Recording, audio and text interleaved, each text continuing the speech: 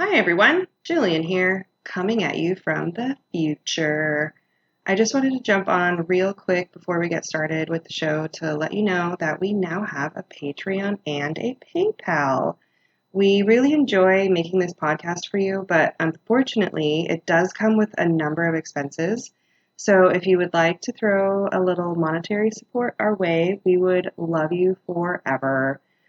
We also will be putting out bonus episodes for any donors over the $5 level on Patreon as our gift to you and a little thank you. The links for both PayPal and Patreon are on our Instagram and Twitter pages, and we will be posting a link on our Facebook group as well. Instagram and Twitter are at Tales with Twins, and our Facebook group is Tales with Twins Podcast, and you'll be able to find the link there. Thanks again for all your support. We can't do this without you, and thanks for listening to my little spiel. Now let's get on with the show. Don't touch that dial. You've only just arrived. Stay a while. You have no choice.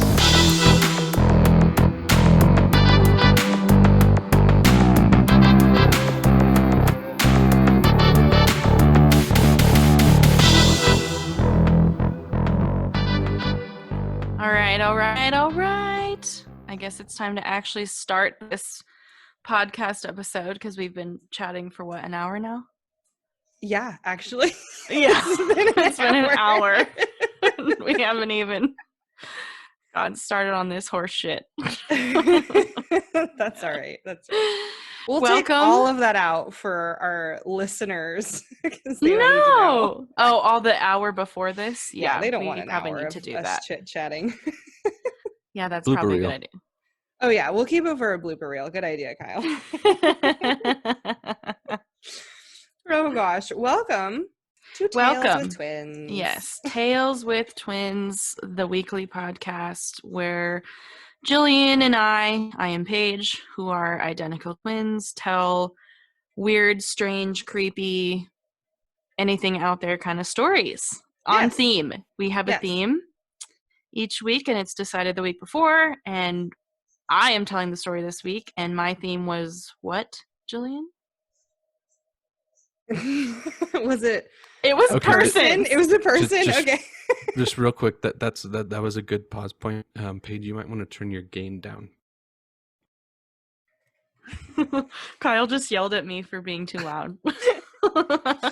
Well, let's be honest. It's not the last time or the first time. Yeah. I feel like I Okay. have a conversation with my boss like at least once a week because I'm talking too loud. Someone at my work literally was like talking to someone else at my work that was like, Paige can wax your asshole. And there was a customer in the store and someone's yelling about me waxing someone's asshole, which I can do. Yes, tell the people what you can do besides waxing assholes. I'm actually a licensed cosmetologist, though I don't really practice that currently. But I spent most of my cosmetology career in body waxing, so that's what I did the most of. And yes, that included waxing thousands upon thousands of assholes. She's really good at it. I am. She's I'm really good at it. a bomb asshole waxer. But not just the asshole, like a full Brazilian. You've done my eyebrows, you've done my lip, you've done manzillions. Yes, I do it all, y'all. It's wild, a wild time. But yes, the point of the story is with a customer in the store, someone was yelling at someone else to let me wax their asshole. If they listen to this, I hope you know who you are. Oh my gosh, that's funny. Well, anyway, welcome to Tales with Twins. Tales with Twins. Paige is going to have a story for us about a person. Yes, that is the theme. This week. Yes. And I'm Jillian, in case that wasn't clear. I'm Jillian. I'm Paige's identical twin and older sister by 3 minutes. Yes. And let's see, what else is there to talk about? I think that's, oh yes. And like you said, our podcast is about anything weird, which yes is all the fun stuff, you know. Yeah. In my opinion. And we do drink while we're recording, so if you hear our drinks clinking around, too fucking bad. Yeah. Here I go. I also have dogs, and you might hear them clacking around, because if you own pugs, you know that they don't let you trim their toenails. So I have 2 pugs sitting here next to me. So you might hear them snore or slurp water or fart. I don't know what they're gonna do, but We're not we'll see. super professional here. No, we keep it fun. We're here for the stories. That's what we're here Yes. for. And the burps, because when we burp, we drink. Yes. Okay? Okay. All right. Everybody's been warned, so buckle up your seatbelts. Wait, I can't buckle yet. I need to go get some more champagne because I finished my French 75. So yes, you must be drunk on this ride. It's got to happen. All right, let me do that. I'll be right back. Okay.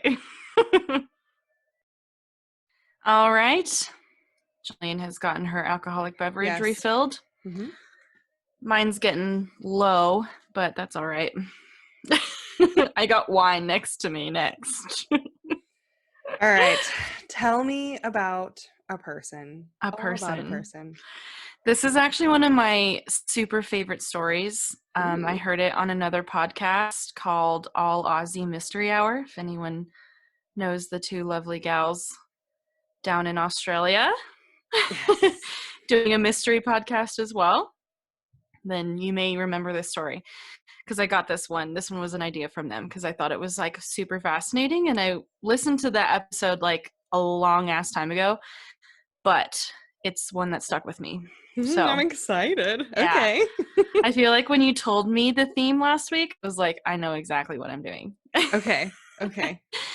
All right. So this is the story of the Somerton Man. I know this story. Oh, fuck.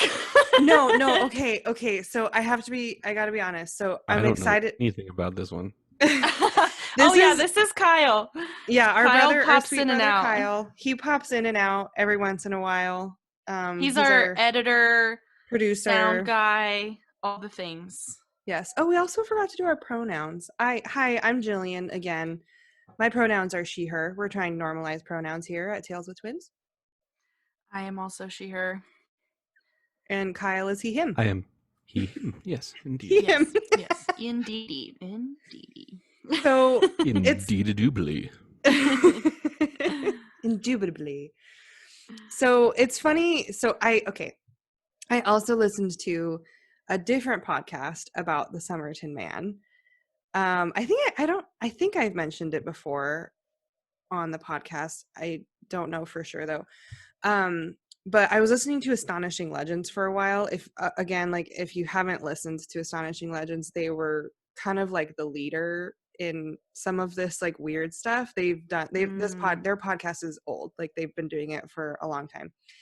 And they did like a 4-part series on the Somerton Man. Yeah. And I have to admit, by episode 3, I kind of gave up because it was so much information. There's a lot. I'm excited to hear it distilled down into something that I can actually like sit through, because they do a great job and they do, oh my God, so much research, like enough research to have, 4 at least hour-long episodes on this. So but it just gets to be so much. So real quick, like I said, I've never heard of this before. How does one spell this? Oh, it's Somerton. It's an Australian murder mystery. Well, murder to be determined. Ish. Yeah. Okay. Yeah. So, okay. Thank you. Yeah, there is a ton of stuff out there, though I feel like I did an okay job on getting it down to just the fun stuff.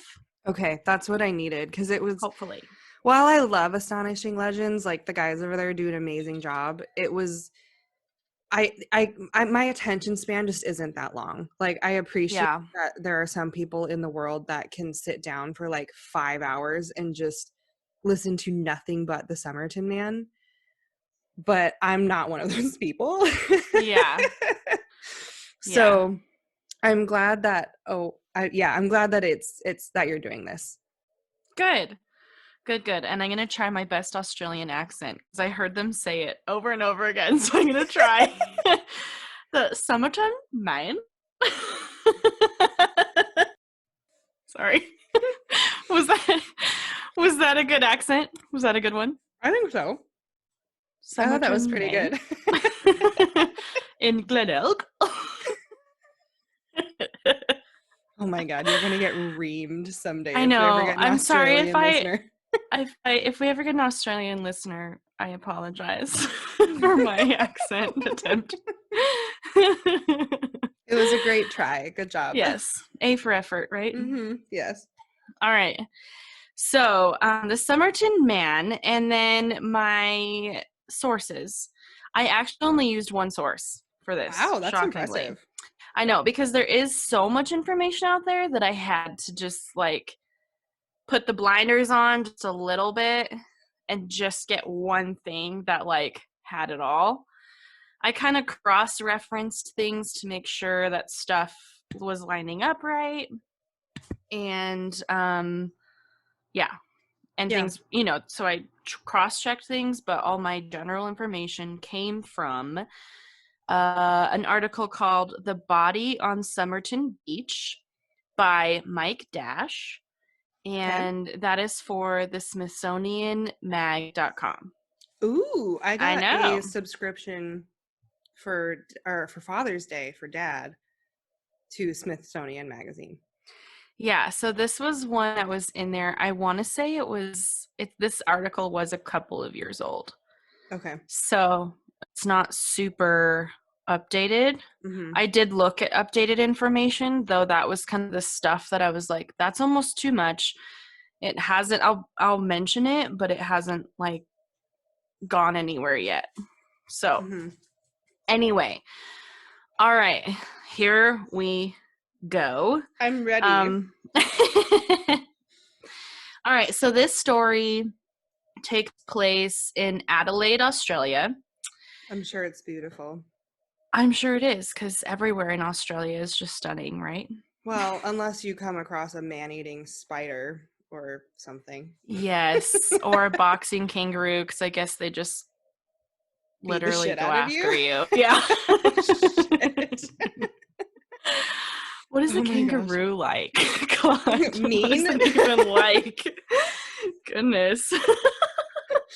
That's what happens when your food fights back, okay? Like, do they eat kangaroos down in Australia? I think so.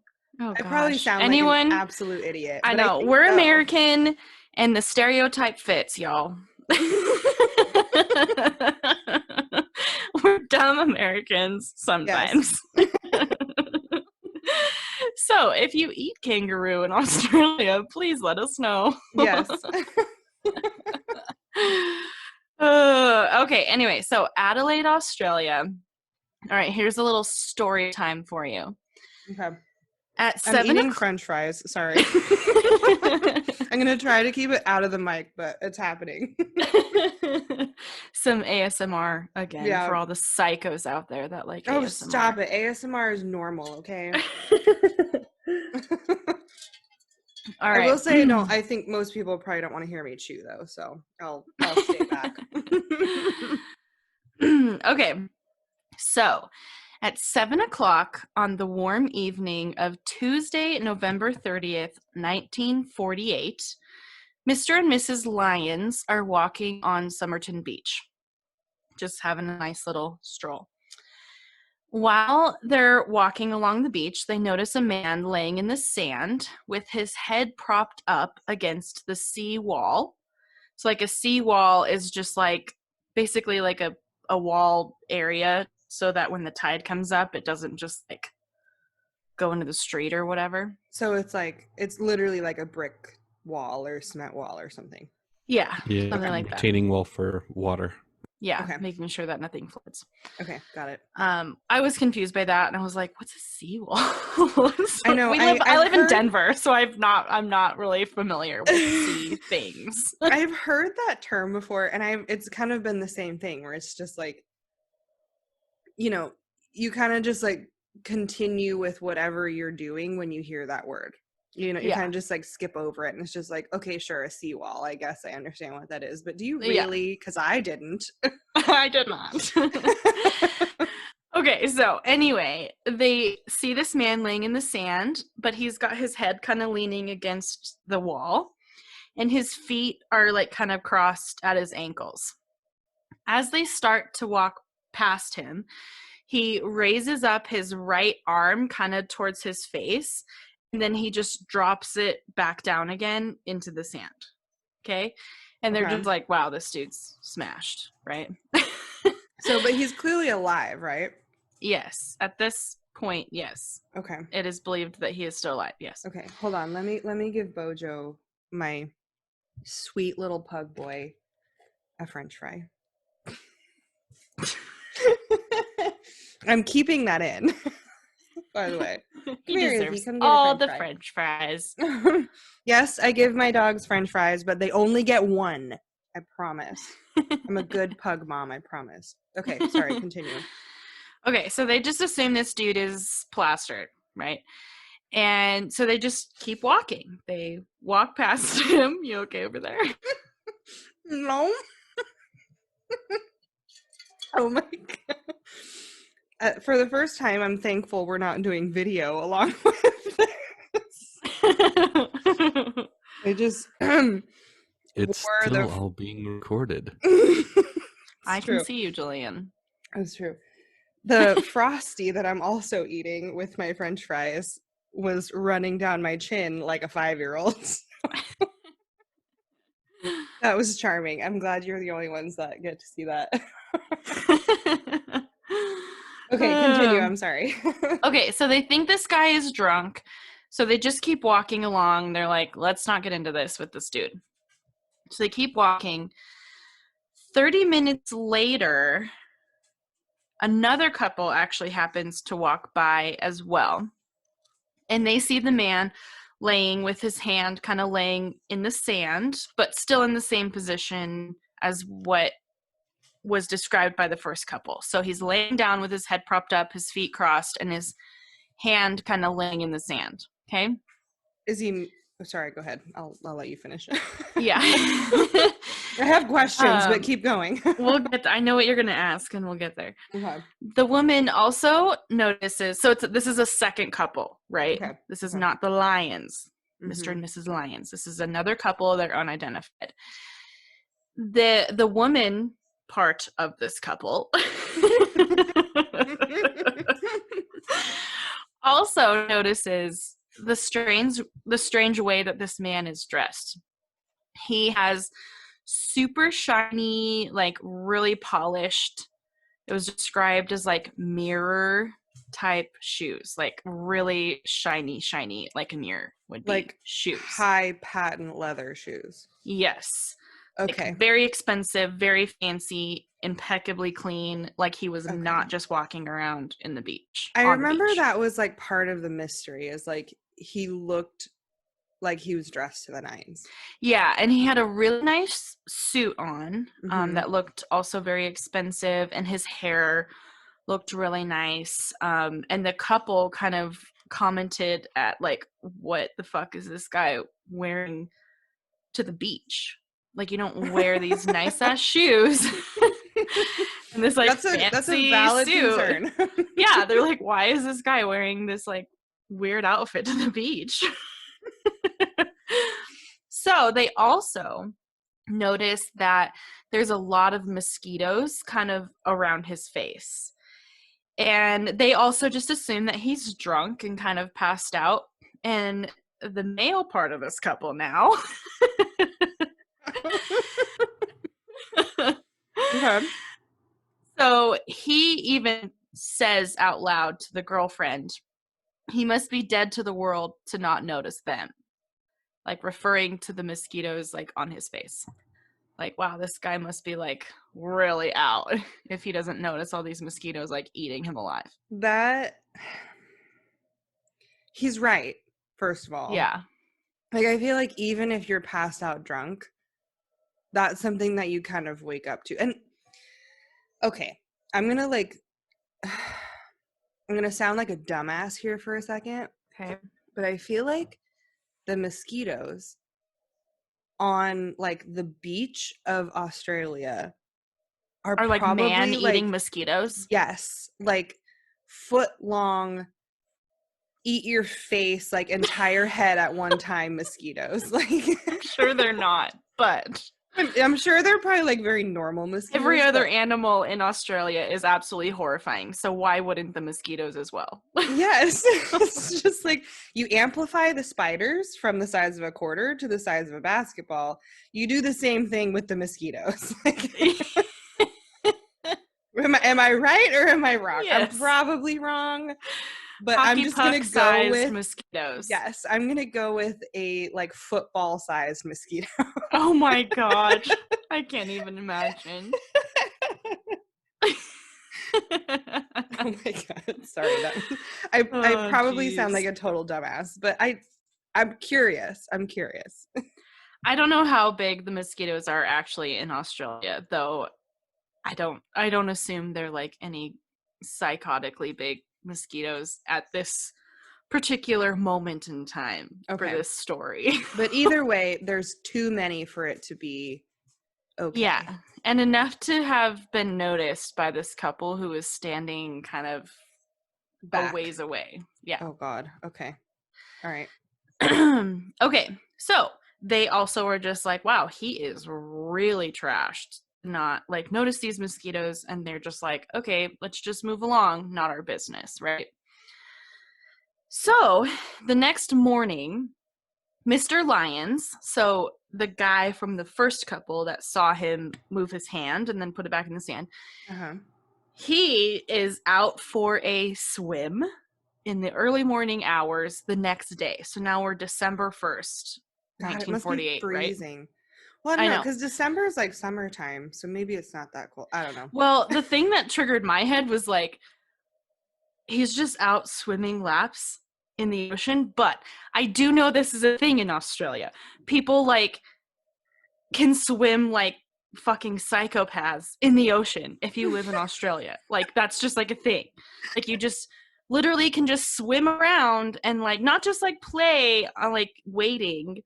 Like you can actually go in for exercise and swim in the ocean. And that's a thing apparently in Australia, which is like how much more badass could you be? Do people on the like coasts of America do that? I don't know, but or I is don't. That just like an Australian thing? Oh my god, we sound like such idiots. Like yeah. I mean, I know that like a part of growing up in Australia, you do this like swimming class kind of thing, and it's all about how to survive in the ocean, basically. Damn.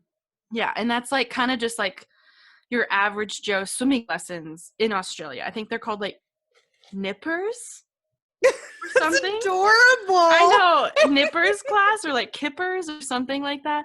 But they like teach children how to literally just like survive in the ocean, how to recognize like riptides and things like that. So that's impressive. Swimming in the ocean is like normal thing, day-to-day life, swimming laps for exercise in the fucking ocean because y'all are badass. Okay. Yeah. So Mr. Lyons is doing just that in the morning. Okay. He comes out of the water, right? He's like done with his swim. He's exiting the ocean at this point. Oh my god. And I'm sorry. I will like never get past the I'm just going to go in the ocean and swim for miles thing. I know. And then somehow end up back safe. Yeah, and not eaten by a shark or something else. Right. The Kraken. The Kraken, because they would absolutely have that in Australia. Yeah. If it's anywhere, it's Australia. It's Australia. Okay, so he's leaving the ocean and he notices that there's like a group of people kind of grouped together around the area that he saw that man laying in the sand the previous night. So Okay. he sees these people kind of in that same spot, Mm-hmm. and he's like, what is going on? So he goes over there because he's curious and probably nosy, if we're being honest. I mean, I would be. I know. And he approaches the group to find the same man still laying there in the same position that he was the day before. His head propped up on the wall, his arm kind of in the sand, like it was when he had lifted up and then dropped it back down when he saw him the day before. Still in Okay. the same spot. Okay. And he was also cold to the touch and had a half-smoked cigarette laying on his chest, as if it had like fallen out of his mouth. So he was like smoking and then Okay. died, and then it fell out of his mouth It's just so and weird. onto his chest. Because it's like, Drink. ooh, drink. I have just enough champagne left. That was a good one. It's just so weird that he, like, the details are fuzzy, but hearing this, what you're saying right now, it sounds like he, like, died probably within, like, seconds or minutes from when he saw him last. Like, Well, that, so the last I time have he the saw time him, of death. I have the time Okay. of death. Okay, I'll stop talking then. Yeah. Yes, stop talking. Fine, I guess. Ooh, excuse me. Oh man, All another right, one. sorry, another one. Drink. It's the champagne.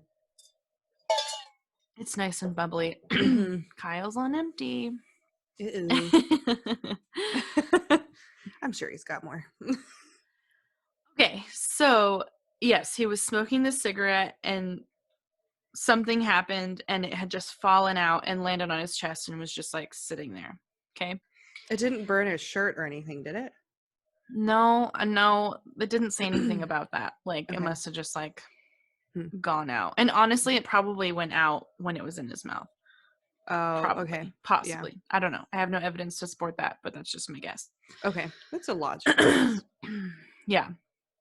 Okay, so at that point, the police are contacted and they come, they take the body away. Let's figure out who this guy is, right? Okay. Take him in for autopsy. So during the autopsy, they find that the man is 40 to 45 years old-ish, and his time of death was around 2 a.m. that morning. God, what a So bummer. yeah, so he was, as far as I'm aware, like I said, there's a lot of information out there. So there is a chance that this, maybe something's not lining up just right. But what this article said was that he died at 2 a.m.-ish a.m. So this first couple, Mr. and Mrs. Lyons, saw him move at 7 p.m. the night before. So he actually didn't technically die until several hours later, generally speaking. Obviously, like, time of death is like give or take some time. That's a long time for him to just be sitting unconscious there. Probably. Yeah. I assume he probably wasn't actually awake. Like, he was unconscious. Yeah, that's true. I guess if you're the time sleeping, that it's not, And Or, I guess like, it was summertime, kind of. And he maybe wasn't even just sleeping. He may have, like, passed out. Yeah, like, in a true. coma kind of situation. Oh my God, that's sort of scary. thing. Yeah, like his body was shutting down at that time, so Mhm. he was no longer like awake. Oh my God, what if Mr. Lyons was literally the last person to see him move? They were. I know, but like to actually, like, I think it's one thing to be the last person to see him move, but it's another thing for that to actually be the last motion that was made by him. I guess think that's what I was getting his at. His hand was still in the same position. God, that's crazy. Yeah, so remember, like, they saw him, he moved his arm kind of towards his face. Mm-hmm. And then, like, he was smoking a cigarette. That's what they described it as. Like, he put his hand kind of to his mouth, like he was reaching for his cigarette. Yeah. And then his hand just kind of fell back down onto the ground. That's interesting. Next to him. Okay. Yeah, and then he was still in that same spot the next day when he went back and saw him again Oh my God, that's crazy. after his Okay. swim. So, his time of death was around 2 a.m. that morning, right? They also decide that the likely cause of death is heart failure, but they believe the heart failure was caused by him being poisoned. Okay. You know, That's so interesting. We did just look up, Kyle just looked up a photo also of, I'm assuming it's a crime scene photo of the Somerton Man. oh yeah, there's a lot. And There are he a lot. definitely, well, first of all, he was handsome. Yes. He was also well dressed, but he looks like he was sleeping. Yeah. Which Yeah, is and a that's little like you bit can jarring. see why someone would be like, "Oh, he's just passed out drunk." You know, like he doesn't Yeah. look I mean, honestly, dead. like if I was walking by, I would probably assume that he was sleeping. Right. Yeah. So anyway, they kind of determined that he died of heart failure, though they don't know if it was like actually heart failure or if he was poisoned. They kind of somehow got to the conclusion where they believed he was actually poisoned, which we'll get into that in a second. Okay. But Okay. yeah, so they believe that the poisoning is the cause of his heart failure, basically. Oh my gosh. Okay. Sorry. Actually, let me refill my champagne. Because I got to finish this bottle tonight because champagne doesn't keep very well. Mhm. Boop, boop, boop. Okay. Okay. Sorry. So the reason why they believed he was poisoned was one, because they actually found blood in his stomach. Oh. Yeah, so that's why they were kind of like, oh, this looks like poisoning, you know. Okay. And then they also found the contents of his last meal, which was a pasty, which is like a... I love pasties. I know. Although when I was reading about some stuff, it looks like it was like a savory pasty, like had potatoes in it. I stuff love like that. savory pasties. I'm not a Yeah, sweets they person. usually do. Yeah, I've seen like savory ones. dessert pasties, but yeah, so that was his last meal. And Good they choice. did test, I know, right? They did test the food, and it did not contain any known poisons in the actual food itself. So this is a question that I'm sure neither of us can answer, but I've always kind of wondered like why they can't test, I guess, the, because like you just said, they tested the food in his stomach contents. I'm gonna get to that. Okay, because Again, it's like know where I you're want to going. know, like, can they test the actual like contents and not the food? Yes. So Okay. keep in mind, one, this is 1948. Oh, I have forgot. I have a quick thing about like blood in stomach. Okay. Typically, that means that one is alive while the blood is being ingested. Oh God, that poor So guy. whatever caused that bleeding, he was likely alive to feel it. Yeah, and I'll get to Ugh. that in a second too. Not that Oh, God. specifically, but like what they Something. think it maybe was. Okay. Okay. Yeah. Sorry, I'll let you. keep Stop going. asking questions. I'm just so curious. No, it's okay. I like the questions, but Okay. you're asking questions that I'm gonna get to. Okay. Okay. Sorry. Okay, so they find blood in his stomach, which is why they're like, this looks like a sign of poisoning. They test the food in his stomach. Everything comes back fine. They can't find anything. They can't find anything else in his system that indicates poison specifically. But they do notice that his spleen is enlarged, and his liver is also enlarged and full of blood as well. Oh Like my the God. liver had blood in it too, and was distended. That was another thing. So it was So like, and distended is dropping. like inflamed, right? I think it's dropping. Like it's like lower than it Oh. normally would be. Oh. Oh Yeah. God. Okay. Yeah. And they also noticed that his pupils seemed to be extremely small, Oh. which is like, I don't know. it depends on the person. Like some Yeah, people that's have, true. I like, have very large pupils. It's true. yes, as do I. So it's like some people are like, that's not really like a thing that's noteworthy, but some people if believe it to be so. if you think about it, like if he was, when your pupils dilate, it's a reaction to light. So it's Mhm. likely his pupils stopped working when there was. You said they were really dilated or very constricted. Very constricted, but I know that like your eyes can indicate a lot of like health issues. Yeah. So it's like one of those things where it's like maybe he just had really small pupils for other reasons. I don't know if there's poisons out there that cause like your eyes to like dilate or contract or something like that, but that was something that they just noted in the autopsy that a lot of people are like, that's not really anything to like really write home Well, about. it is kind of weird though, because like if his pupils are really constricted, like really small, that means Mhm. it's that he likely passed away at a time where a lot of light was around him. He passed away at 2 a.m. It was dark. Right. And that's what I'm saying. Yeah. That's weird.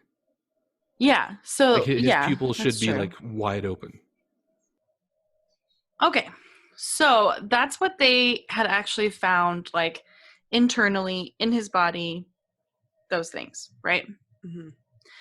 They also looked at his clothes, which we already talked about, looked a little odd for someone to be They were at the beach. snappy. Yeah, Yeah. he was a smart dresser, was what the quotes were. They said smart dresser. Okay, so in his pockets they found like tickets from Adelaide to the beach, so like train tickets. And Adelaide is like the town that's like close to the beach. Okay. So he took a train from Adelaide to the Somerton beach. Hmm. They also found a pack of chewing gum, some matches, 2 combs, a pack of army cigarettes, and then another pack of a more expensive brand of cigarettes, which they don't really know like why he had these 2 types of cigarettes, but he had some of both for some reason. Yeah, that's a good question. I mean, part Yeah. of me wonders if he was like carrying the other brand for somebody else. Yes. But okay. I mean, no, I don't go into that, but it's a you would thought. assume so, yes. Okay. Like That's someone interesting. else that he maybe knows. So, but here's something Uses else these that I'm ones. thinking about, and I might be getting ahead of this a little bit, but if you're carrying a pack of cigarettes for somebody else, it's usually somebody that doesn't have pockets. And since Or someone intimate, because why would you be Yes. carrying cigarettes for some random person that you're just going to hang out with? Yes. Well, and the fashion industry is notoriously misogynistic and doesn't put pockets in women's clothes. Especially in maybe it could have 1948. Yeah, maybe it could have been a woman. I do get into that. That's interesting. Red Sparrow.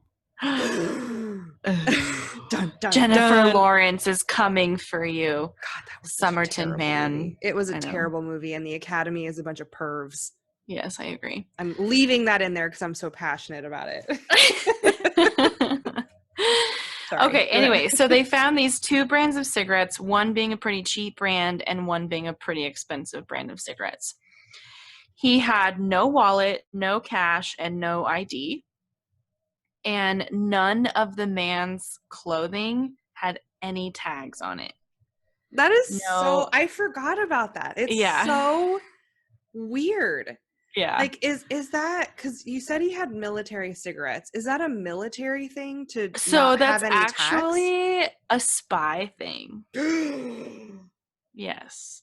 I've heard of Okay. other murders or like really weird, crazy deaths where people have no like tags or anything on their clothes, and Yeah, that's a they're like notorious spy subversion thing to That's avoid any crazy. type of identification. They Yeah. cut everything out of their clothing. Mm-hmm. That's a normal tactic across the board. Yeah. So, no tags on his clothes. They were all cut off. In one trouser pocket, trouser. Oh my The god! treasure pocket. In his pants. In his pants pocket.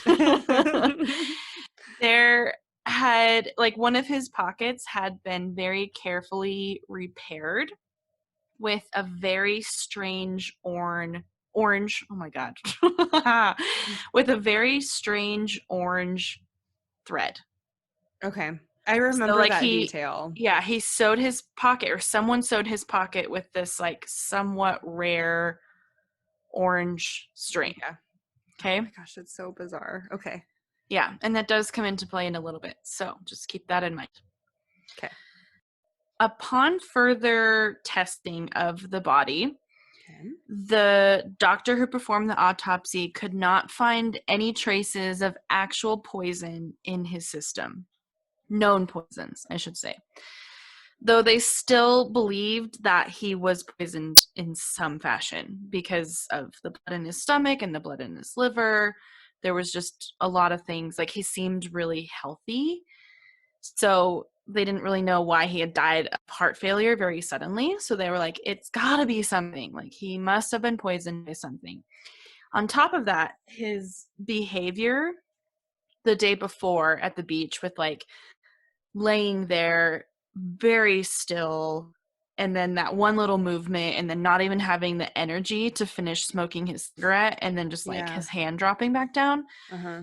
They decided that that wasn't really the actions of a super drunk person, but more so the actions of someone dying very slowly from a very, very long reaction to a poison.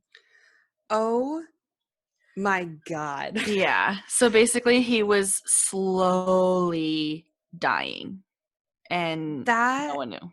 sounds awful. I know. Do you think he knew that he was dying? I mean, I feel like, here's the thing. He was smoking a cigarette. That's not something that someone really does when they actively know they're dying. So probably Yeah, not. maybe. Well, back then, I mean, cigarettes were a luxury. I mean, that may have been like a last, like, all right, before I die, I'm going to smoke a cigarette so I can have a little bit of enjoyment. While Make I this Yes. die. passing And easier. I do talk about that in a little bit, but I feel so bad for this man. yeah. Yeah, it is. It's sad. No matter That's how you really- swing it, it's sad, because he was Yeah. dying for hours and hours and hours. And who knows how long he was laying there before these couples saw him the night before. Yeah, and he was You know? like, he was bleeding into his stomach, which I feel like is not it's probably not a painless experience. Like, that's probably Yeah. very Yeah. hard You're and gonna, hurts. yeah, that means there's some type of intense bleeding somewhere. If it's in your stomach, it's somewhere in your mouth or in your esophageal tract. Oh my god, that's so awful. Yeah, So I don't know. It kind of makes me think like maybe an acid that was eating up.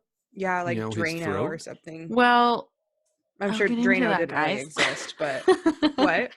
I'm gonna talk about that. Okay, I'm sorry. I'm sorry. I just, like, the sympathy and, like, empathy that I have for this man is so intense. I feel Yeah. so bad for him. It is sad. Yeah. It's just really heartbreaking.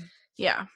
So anyway, they still do not know to this day, like, what caused him to die other than the heart failure. Like, they still don't know what it was exactly. Oh my god, You know. that's so sad. Yeah. Oh, I will say that the reason why they still stick to this poison theory is that there are actually poisons that leave the body incredibly quickly but have really long lasting effects. But, like, their decay life is so fast that by the time the person is dead, there is zero traces of that left in their system. Oh So, my and I've gosh. seen that, like, I've, like, on Forensic Files, like, there's a Mhm. lot of episodes about these poisons that can do that. So in 1948, they obviously didn't they knew about them, but Yeah. it Well, and wasn't as known as it is now. But if he was, that's still a theory. yeah, and if he was like actively poisoned and then dying over a period of like 10 hours, Mm-hmm. then yeah, if this poison left his system in, let's say, like even just like an hour or two. Yeah, I don't know what that looks like, but I do know that like once you're dead, it's kind of too late to be tested for it. Oh my gosh, that's so sad. I feel so bad So, for this man. I'm sorry, yeah. I keep saying that, but I do. Yeah. It's just, and you know, like I feel like he had to know at least a little bit, and it just breaks my Yeah. heart. So before I forget, if anyone wants to look this up, so because there's pictures of like his face and all the crazy stuff that I'm going to talk about. There's pictures of all of it. So if anyone wants to look it up, this case is called the Somerton Man. It's Somertonman. Mhm. And there's like photos of his face and like his death mask and things like that. If And you want to he's look that not- up. I will say, because I tend to be very, like when people say that there's crime scene photos of a dead body, I tend to kind Get of steer weirder, away from yeah. that shit, because it just, you don't know what you're gonna see, and Yeah. once you see it, you can't unsee it. I will Yeah, say these ones that are not bad. these aren't bad. He looks like he's sleeping. I mean, if you didn't know he was dead, you wouldn't know he was dead. Yeah, and there's not any blood or anything like that. Like it's, you Yeah. know, they took these pictures to hopefully be able to identify him, so they had to make them look nice. Yeah. So, if you wanted to look at what he looks like, then He's that's handsome. where He's to go. quite handsome. Yes, he's not a bad looking guy. Okay, so moving on. Some other odd things. This is just like really random, kind of weird stuff that they found during his autopsy. The doctor actually pointed out that he had some spectacular calves. I forgot about this. I remembered they talked about this in the episode of Astonishing Legends, Which is weird. Like you want to, like when you hear that, you're just kind of like, wow, that's really dumb. Why would you say that? But what this means is that this man's calves must have been like really out of the ordinary for him to be like, what the fuck was this guy doing? Why are his calves so immaculately muscular? Yes. For a 40-year-old dude. Yeah. Like this is weird. I remembered on the Astonishing Legends episode, they talked for a long ass time about his calves and what he could have been doing, and theories that they had about why his calves were so big. But it was just so funny that that's a notable thing, that he had these like outstanding calves. Yeah, well, it gets even weirder.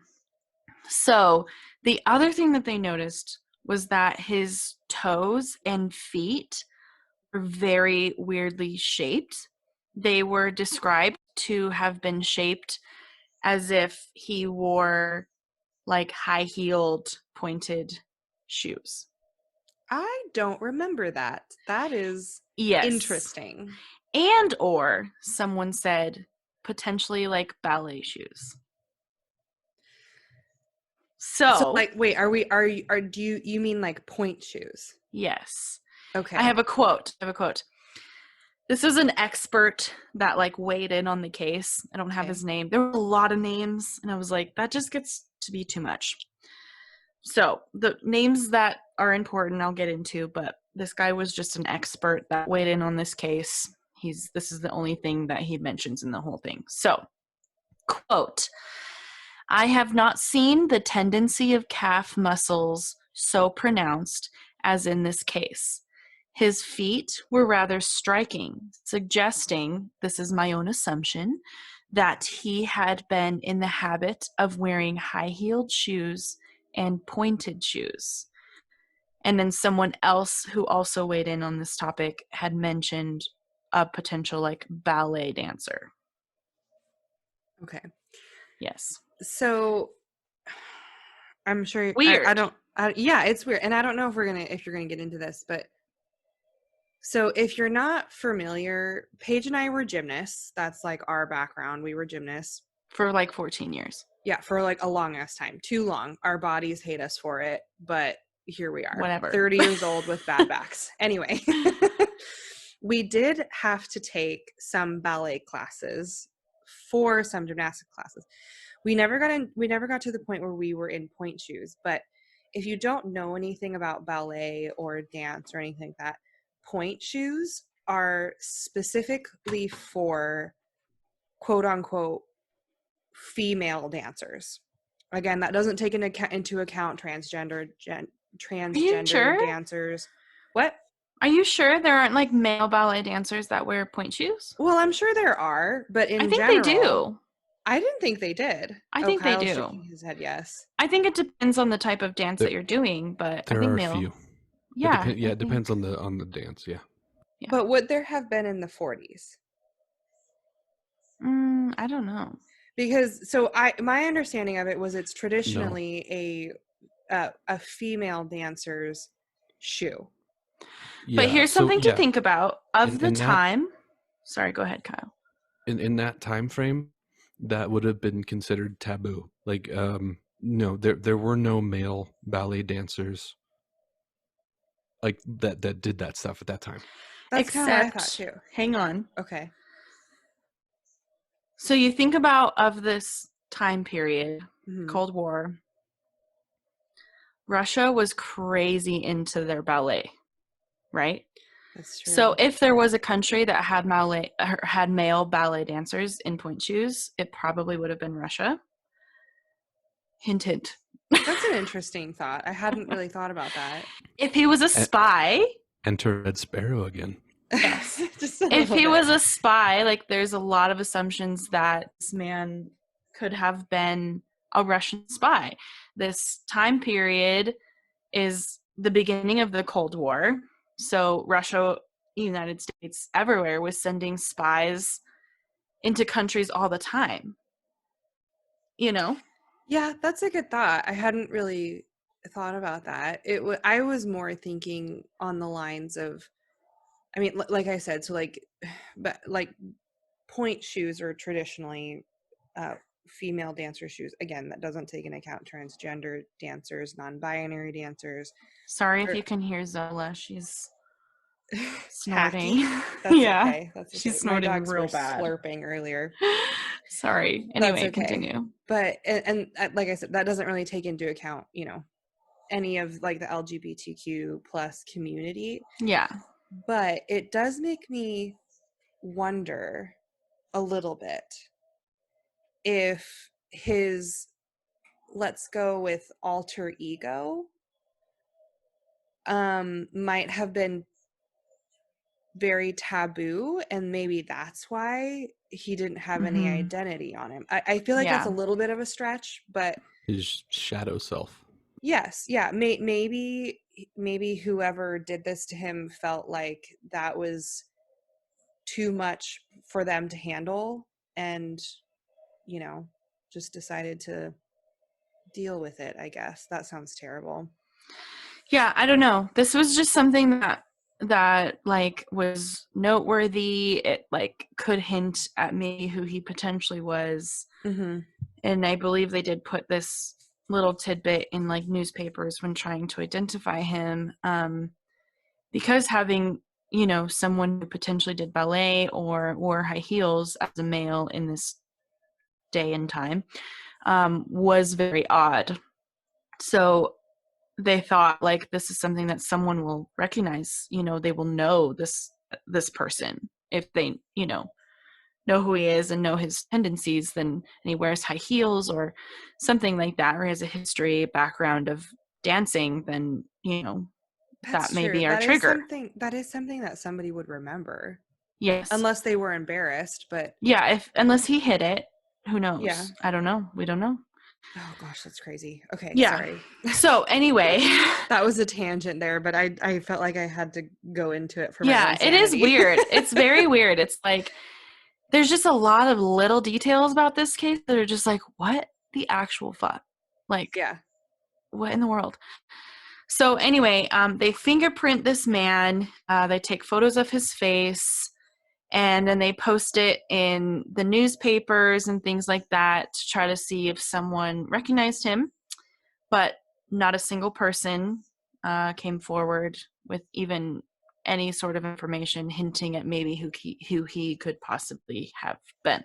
God, that's so frustrating. Because it's Yeah. like, even if somebody was like, oh yeah, I was his server at a coffee shop and he had this accent.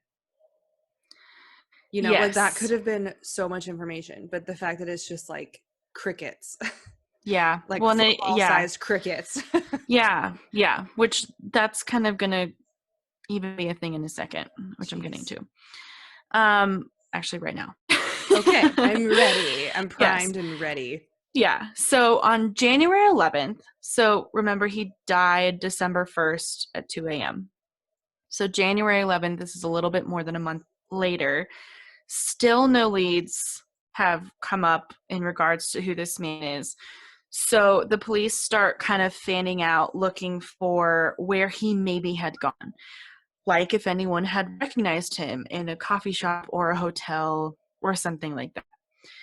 And to see if maybe he left possessions somewhere because he had no wallet, no ID, nothing.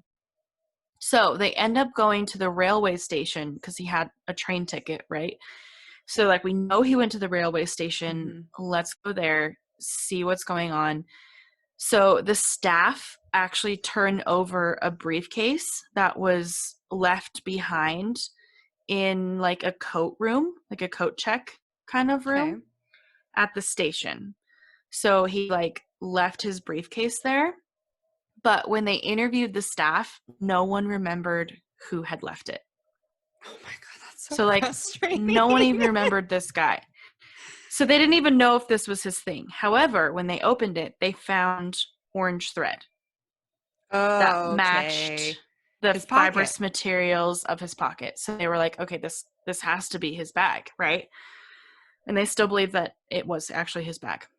Okay. So upon inspection of the briefcase, they find the orange thread, which I already mentioned, a stencil kit, and that sounds really weird, but the stencil kit type, this type of stencil kit was used by merchant ships, and they were specifically used by the third officers on these merchant ships, and they were used to like stencil cargo so that they could like identify the cargo, and it was specifically used by these officers on these ships. See, it was like something they'd slap on the side of a crate and then just quickly paint over. Oh, yes. Okay. Yeah, that's a good description, Kyle. Okay, yeah, that I was hearing what you were saying and I'm just like, okay, Yeah. don't know what you're talking about, never heard of it. And then it's like, and then Kyle says that and it's like, oh, of course, yes, I know what he's But talking then Kyle's a lot smarter than we are.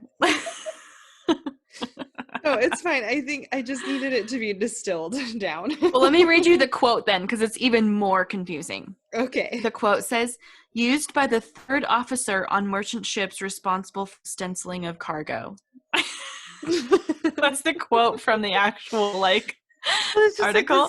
Like that doesn't make any could sense. be like a term that only sailors use or something. Who knows? The third officer would have been, okay, so first, so you have the captain. Right. Yes. And then you have the second officer. Second mate. Or first officer, which is like first mate, second officer, and then third. So you have So he had like he was like somewhat 4 down from the captain. Yeah, or somewhat high up in a merchant ship if this kit belonged to this man. Okay. Yeah, he would have been on the road to captainship for sure. Okay. That's interesting. All right. Well, and he had those cigarettes too. Army cigarettes, yes. And he later becomes linked to military, so we'll get there. Okay. Stop it. I'm sorry. I'm putting it all together. I can't help it. I've done all the things, okay? Just sit there and shut up and listen. Oh, okay. Just kidding. She's done things. Here we are, Yes, 5 I've years old done all the again. things. We're Julie- bossing each other around. Julie has done the things, so shut up. What's his name again in the show? I honestly fuck, don't remember. We just watched it. I'm embarrassed. Now I gotta look it up so no one yells at me. Okay, it's Varric. All right. Yeah, I love that name. That's Just a good sit name. there. That's such a Like, cool Varric? name. Jillian, you're Varric. I'm Julie. I'm doing all the work, and you just sit there. I'm Okay? just going That's to a- tell you, Julie that's a did very- the thing. Old name. It's I mean, it takes place in what this show. If anyone doesn't know what we're talking about The Legend of Korra. Yes. And The Legend of Korra takes place in what would be considered the 20s. Okay? Yes. That even though would it's be considered an old name in the 20s. Really? Varric? Oh, that's Hmm. interesting. It's a handsome name for a That would handsome have gentleman. so the sound of it. I don't know the specifics of Varric, but that sound, like Varric, Garrick, like Viking. a lot of other names go back to like Viking days in England. Well, I and think he is that an was- inventor. I don't know if That would have that's been anything like else. the 1000s, 1100s, 1200s. Oh my Dang. god. Anyway, Jillian, you are Varric. Okay. Julie, do the thing. Tell me All a right, here story. we go. All right, finishing the story. Oh, they're so cute. Okay, so this stencil. So they find this like stencil kit, right, for these third officers of merchant ships. Mhm. That's something, right? They're like, okay, we have some sort of lead that this guy, is high up in ship stuff, right? Yeah. That makes sense. They also have like a table knife. They find a table knife in the briefcase with the haft cut down. Kyle, what is a haft? Say a table knife. Oh, the haft. That would have been like the handle, Oh, or okay. the piece that goes in the handle, or you could also call it the tang. The tang. Okay. I do know tang because I watch Forged in Fire. I don't know any of this. So I know all the things about knife making. Because you watched Forged in Fire. Julian, Forged in Fire is bomb as fuck. Why are I've you not heard of watching it. that? I've heard of it. And I think I might have even watched a couple episodes, but we recently, this is a little bit of a tangent, but everybody needs to hear this. We recently got a subscription to it's like one of the British channels on Fire TV. I can't remember exactly what it's called. Hold on, I can look. But there is also a pottery making one. Ooh, have you seen the glass blowing one? Yes, I've watched the glass blowing one is Well, and I don't wild. love there's competition actually- shows. There's this guy that I know. He's actually the husband of one of Stacia's childhood friends, and he actually started filming a Netflix show about pottery. It's called Killin' It. That is cool. I would love to and- watch that. Interesting. Killin' is a play on Like a kiln. kiln. Yeah. Yeah, it's like they're finding Oh, how it in a funny. kiln. Okay, Yeah, they've been to his house and filmed and everything. Oh, how funny. interesting. Wow, that's wild. So I found it. So we recently downloaded an app on our Fire TV. It's called BritBox. Oh. Yeah, okay. we've had that for a long time. Okay, so I love British TV. I love do it. British too. TV is the fucking best because they just do TV better than we do. They do. So, and I downloaded it because I was looking for a show that Karen from My Favorite Murder recommended. And this was the only place they had it. The show is excellent. It's called Not Safe for Work. Anyway, it's really good. But it's only on BritBox. So I was like flipping through everything that they had. I'm on the second episode of like the British Antiques Roadshow. It's amazing. It's so good. Oh man, I love it. It's so good. So, and then Okay. we were kind of, again, last night we were going through stuff and I was like, honey, they have a pottery competition show. And he was basically like, the only reason I would watch it is because it's British. Because British competition shows are so 100% better than American competition. Yes, I they mean, make Bake it. They make Off. it fun. Hello. Yes. Yeah. Yeah, and it's Yeah. just, they're nice, they're kind, they're sweet, like they're not overly competitive. Whereas American ones are just like they're Pitting all against dicks, each they're all other. assholes. Yeah. So now it's okay. Once I finish the British Antiques Roadshow, I'm 100% going to watch the pottery competition because it just Fuck yeah. it sounds amazing, and I'm sure the ASMR is great too. Like I'm They in it for sound that also. so nerdy. Like I'm not into baking in any way or shape or form, but like the Bake Off? Great British Bake Off Off or the great or the British the baking show, show. that's the same show. Okay. Yeah, it was it's originally awesome. just called It's fun. Bake Off. Okay. Yeah. Yeah, I've seen the same concept in two different forms, and I wasn't sure if they were the same producers and whatever. Well, it's changed hands a lot. Yeah. Oh, I think okay. It is still very much the same. Yeah, it's really good. But they had all of the episodes of Midsummer Murder. They had Father Brown on there. They have a whole bunch of Agatha Christie Midsummer movies. Murders. Yes, yeah, and they had tons of Agatha Christie movies. So if anyone doesn't know, Midsummer Murders is literally like a the British best soap opera, but yes, it's like it on is the steroids. best. Our soap operas here in America are fucking shit. Like Midsummer Murders is like all the things you ever want in a murder mystery show, and then so much more. It's a classic British procedural. It was like the first, and then Father Brown was probably not far behind it. And Father it's Brown not was also nearly as really good. good too. Okay. Not Have you guys nearly as seen good. have you guys seen Sherlock Holmes with Benedict Cumberbatch? Oh, of Who hasn't? Okay. Because it's Settle fucking down amazing. there. It's fucking amazing. It's Yeah. really good. We have to watch it with subtitles though, because he talks so fucking fast. He does talk really fast. Okay, for sure. anyway, Sorry, we gotta get got back off to topic the there. Aussie time. Yes, all right, sorry. we're on Aussie time here. Out of Back to the Aussies. England into Aussie. Yes. Okay, we were talking about Forged in Fire. We learned that the knife. tang Yes, is sorry. the haft. So back to what I was talking about. They found a table knife that had the haft cut down. So like half of the handle-ish was missing. Okay. Wait, was it cut off or was it just broken off? Do we not know? Well, I'm not sure. And the pictures that I saw, it almost looked like it was just taped. That's so it's- weird. Yeah, so I'm not super sure on that. Okay. But anyway, they found a table knife that was in a weird situation. Yeah, missing some vital pieces. Maybe. Something weird was going on with the knife, okay? Okay. That's all. What was the term that was used? Hilt? Haft? Haft. Haft. Yeah, okay.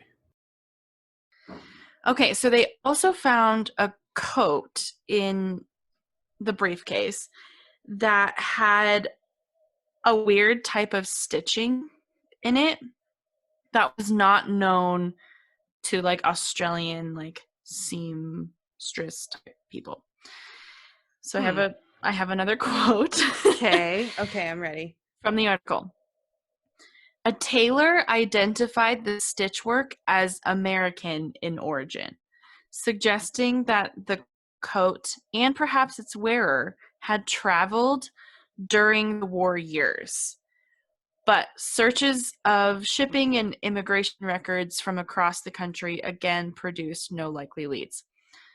So, they still don't know who this guy is, but they do know that he probably got his coat in America. Okay. Further perpetuating the spy theory. Yes. And it suggested that he was traveling during the war years. I don't know how they got that conclusion just from him having an American coat. Probably from where the threads were produced and when. That's a good assumption.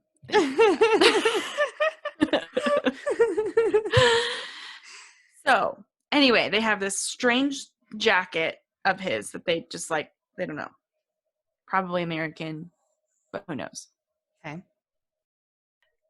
So the other thing that they obviously already know this just from looking at his body, but was confirmed with the clothing in the briefcase, was that, well, and even just anything in the briefcase, there was a lot of effort that went into basically just removing any sort of identifying anything from all of his things. Can you guys hear the bag? Weird. Can you hear the bag, Kyle? No, Okay. Sorry. Go ahead, Jillian. it's just so weird. Everything about it is just weird. All of the tag, like the missing tags, the coat, like it's just we have so many puzzle pieces to like different puzzles. Yeah, like there was no like engraving or anything on any of his items. The briefcase was also missing any sort of like identifying things, which of that time, again, people usually had like their name engraved on their briefcases or their knives or, you know, things like that, or even their suits. Yeah. They had their names on it in some way. And even like the store type tags, like, or the product manufacturer tags, like the Yeah. brand that it was Yeah. also missing. Like there was no brand for any of his clothes So or the bizarre. briefcase. All of it was MIA. It's so weird. It's just Yeah. Oh gosh. Okay. So the one thing that they found from the items of clothing that were in the suitcase, which there wasn't a lot, was there were a couple of items that did still have tags on them. And the tags did say Keen, Kean, or it said T period Keen. Spelled differently though. Keane. Huh. So it's like, is that his name? Probably not, because they feel like if that was his name, he would have removed that tag. So obviously this clothing that had these tags on it had nothing to do with anything, couldn't be traced to any sort of anything ever, because it would have been removed. What a bummer. I know. Isn't that weird? Just like here's just a little bit of information that you can't do anything with. Well, and here's the other thing is like whoever left those there did that purposefully. Because otherwise they just would have taken everything off, but they obviously decided to leave it. I'm gonna leave these ones on there. It's haunting, isn't it? Yeah, it's really, really weird. Really weird. Jeez. Okay, so this, like I said, happened like 5-ish weeks after he's found dead, right? They still have no idea who he is. They have no idea how he died. Everything is just a big fucking giant question mark, right? Yeah. I feel like that's almost an understatement. Yeah. So then police are just kind of stumped. So they decide that they're going to hire an expert. Ooh. Oh my God. That was a good That one. was a wild one. Holy guacamole. All right, drag. All right, everybody drink. Oh, I don't. I have just a sip of champagne left. That's it. Okay, so they hire this expert. His name is John Cleland, and he is the professor of pathology at University of Adelaide. Okay. So he knows what he's doing. He is an expert on this particular matter. Okay. He is more that makes than sense. Good he has choice. all the credentials to be able to weigh in on this issue at this point. All right, that's fair. Okay, so he goes back through some of the evidence and he re-examines the man's pants that he was wearing when he had died. Mm-hmm. And he actually finds a little hidden pocket that is inside the pants. And inside the pocket is a rolled up, like tiny, tiny little scrap of paper that looks like it was torn out of a book, and it's rolled up inside of this like secret pocket in his pants. Okay? A secret pocket. A secret pocket that was sewn into the pants. Okay. And this little piece of paper, and they didn't find this initially. So this is the expert that they brought in to go through everything again. My mind has been blown. Yeah. So he's re-looking at his pants that he was wearing when he died, and they find this hidden pocket with this tiny piece of paper in it. Okay? Do we know where the hidden pocket was? It did say it. I want to say it was near the waistband. Okay. So maybe just like tucked under the belt or something on the inside? Yeah, but don't quote me on that. I'm not sure if that's... Okay. That was just me being Well, curious. Sorry. If it's under the belt level, you wouldn't find it in a hand search. Yeah, that's true, because they just feel your belt. Exactly. That's true. That's a good thought. Okay. You okay over there? I was eating. Okay, so on this piece of paper, though, are the words Tamum should. What? I know, let me spell it because it's not English. I figured that one. And I'm probably pronouncing it wrong. But so let me just spell it. Okay. It's TAMU with a little thing over the U. What is Some that called? kind of thing that isn't English. Yeah, what are those called, Kyle? Are you talking about the dots? Like the two dots? No, they're it's like an asterisk. Kyle, It's do you know? like an umlaut or a... The umlaut's the dots, I think. That's probably Yeah. not right, and I sound like a fucking idiot, but Yeah, umlaut would be the dot. it's not an accent? It Well, is maybe- like an yeah, accent, but but it's kinda like over an- the letters. I know that that's something specific. No, I I feel don't know. really stupid. I know. Oh, okay, I see. Because we Yeah, as yeah, so Americans that don't would know be- more than one language. So it's an They accent shame mark anyone who does. Yes. at the front of the A. I'm not familiar with whatever language this is written in, but I know that contact in Spanish would be like an emphasis on that syllable. So like Yes. tamam, Tamam. tamam should, Should. Yes. tamam should. So let me spell it again. TAMUMSHUD.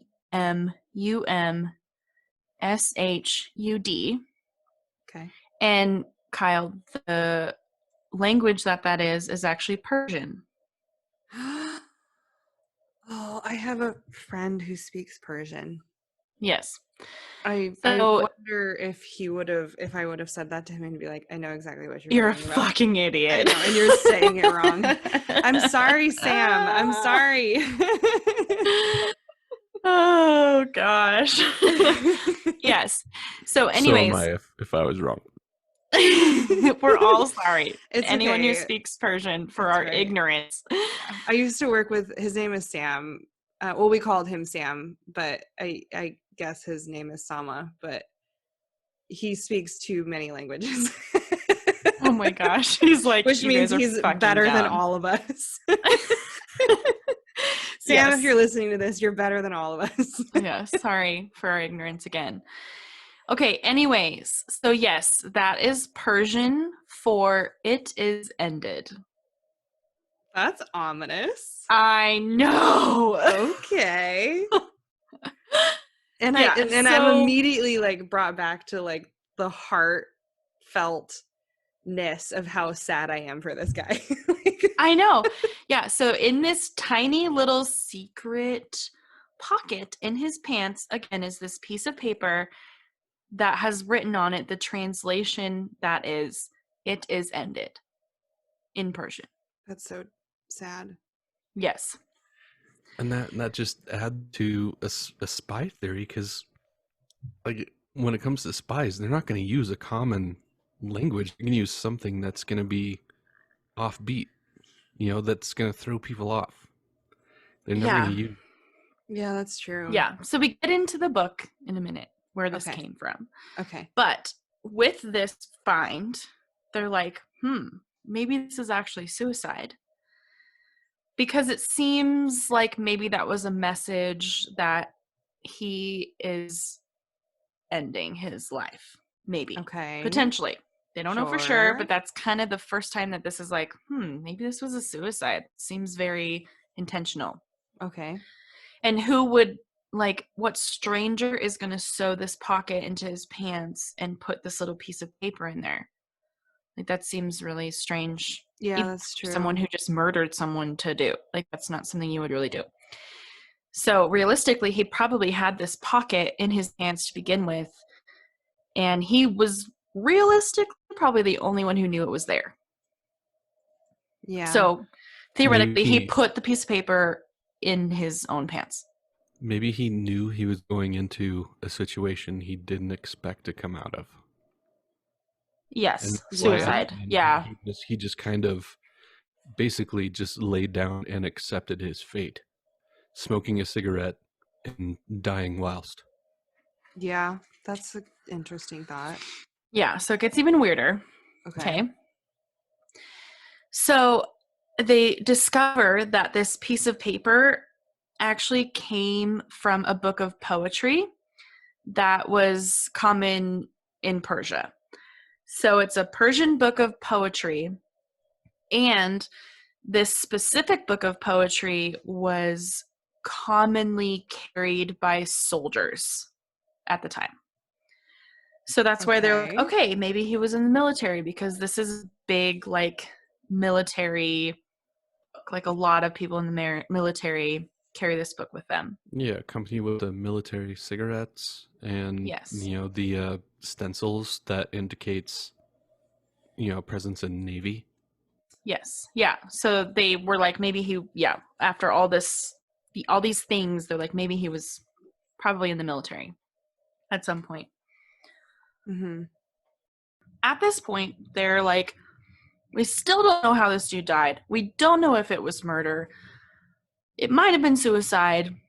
Who knows? But it has been a long time since this guy has been found. Yes.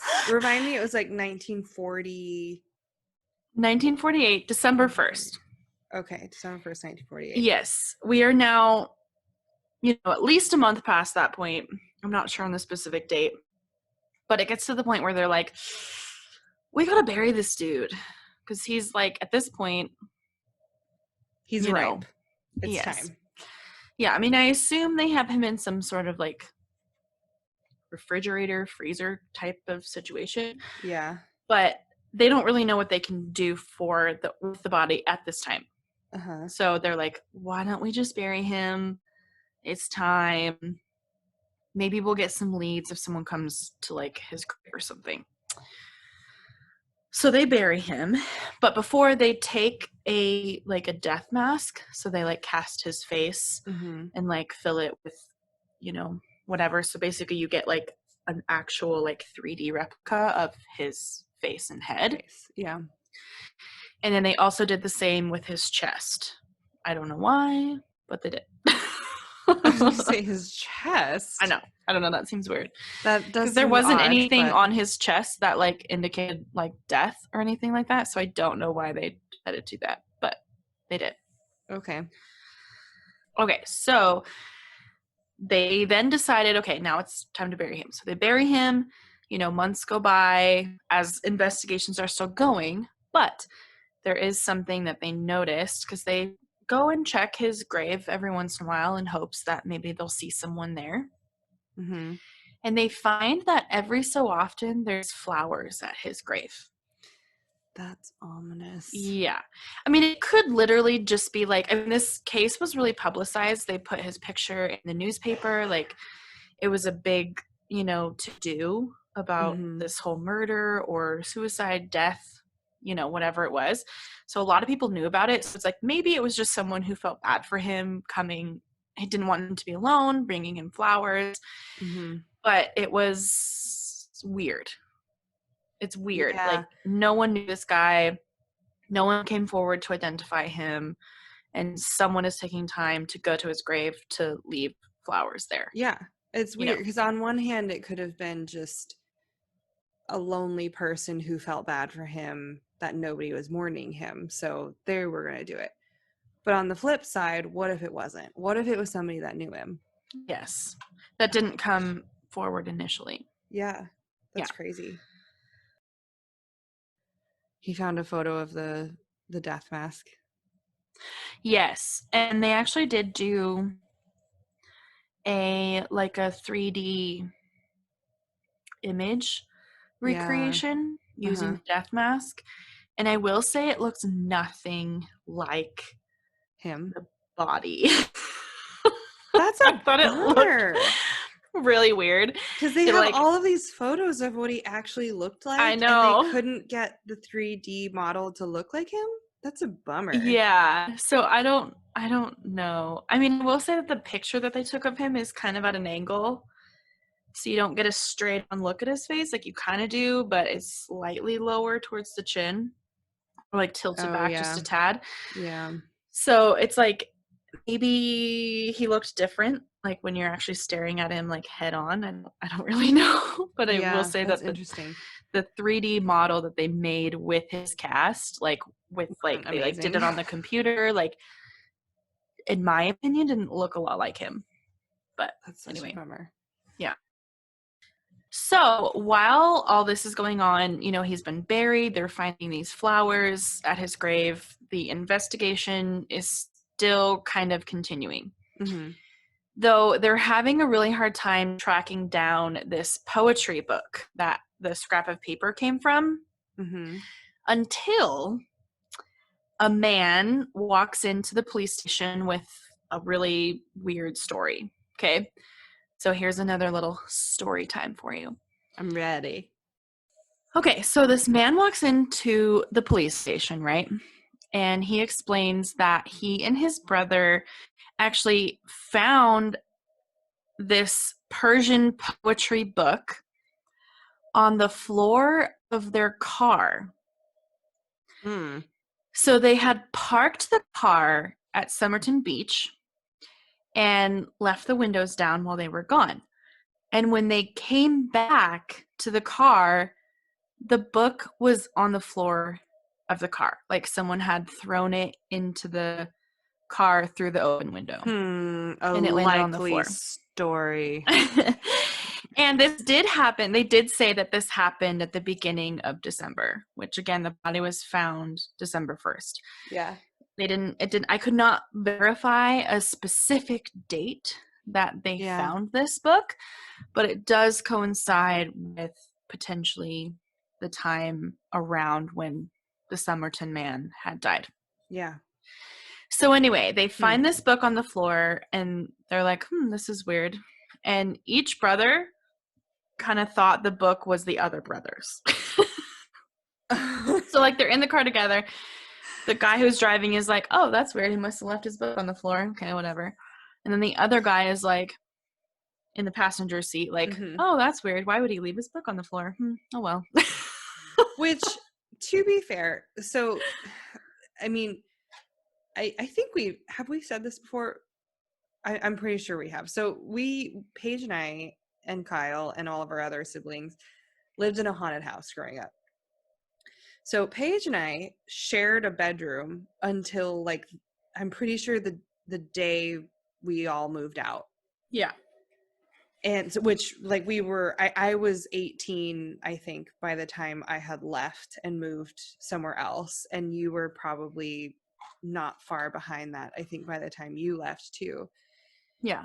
So, and there were probably a number of occasions where that happened, where something was on the floor. I thought it was yours. You thought it was mine. It was actually one of our sisters, or it was our friends, or something. Yeah. So I could see that happening. Right. Totally.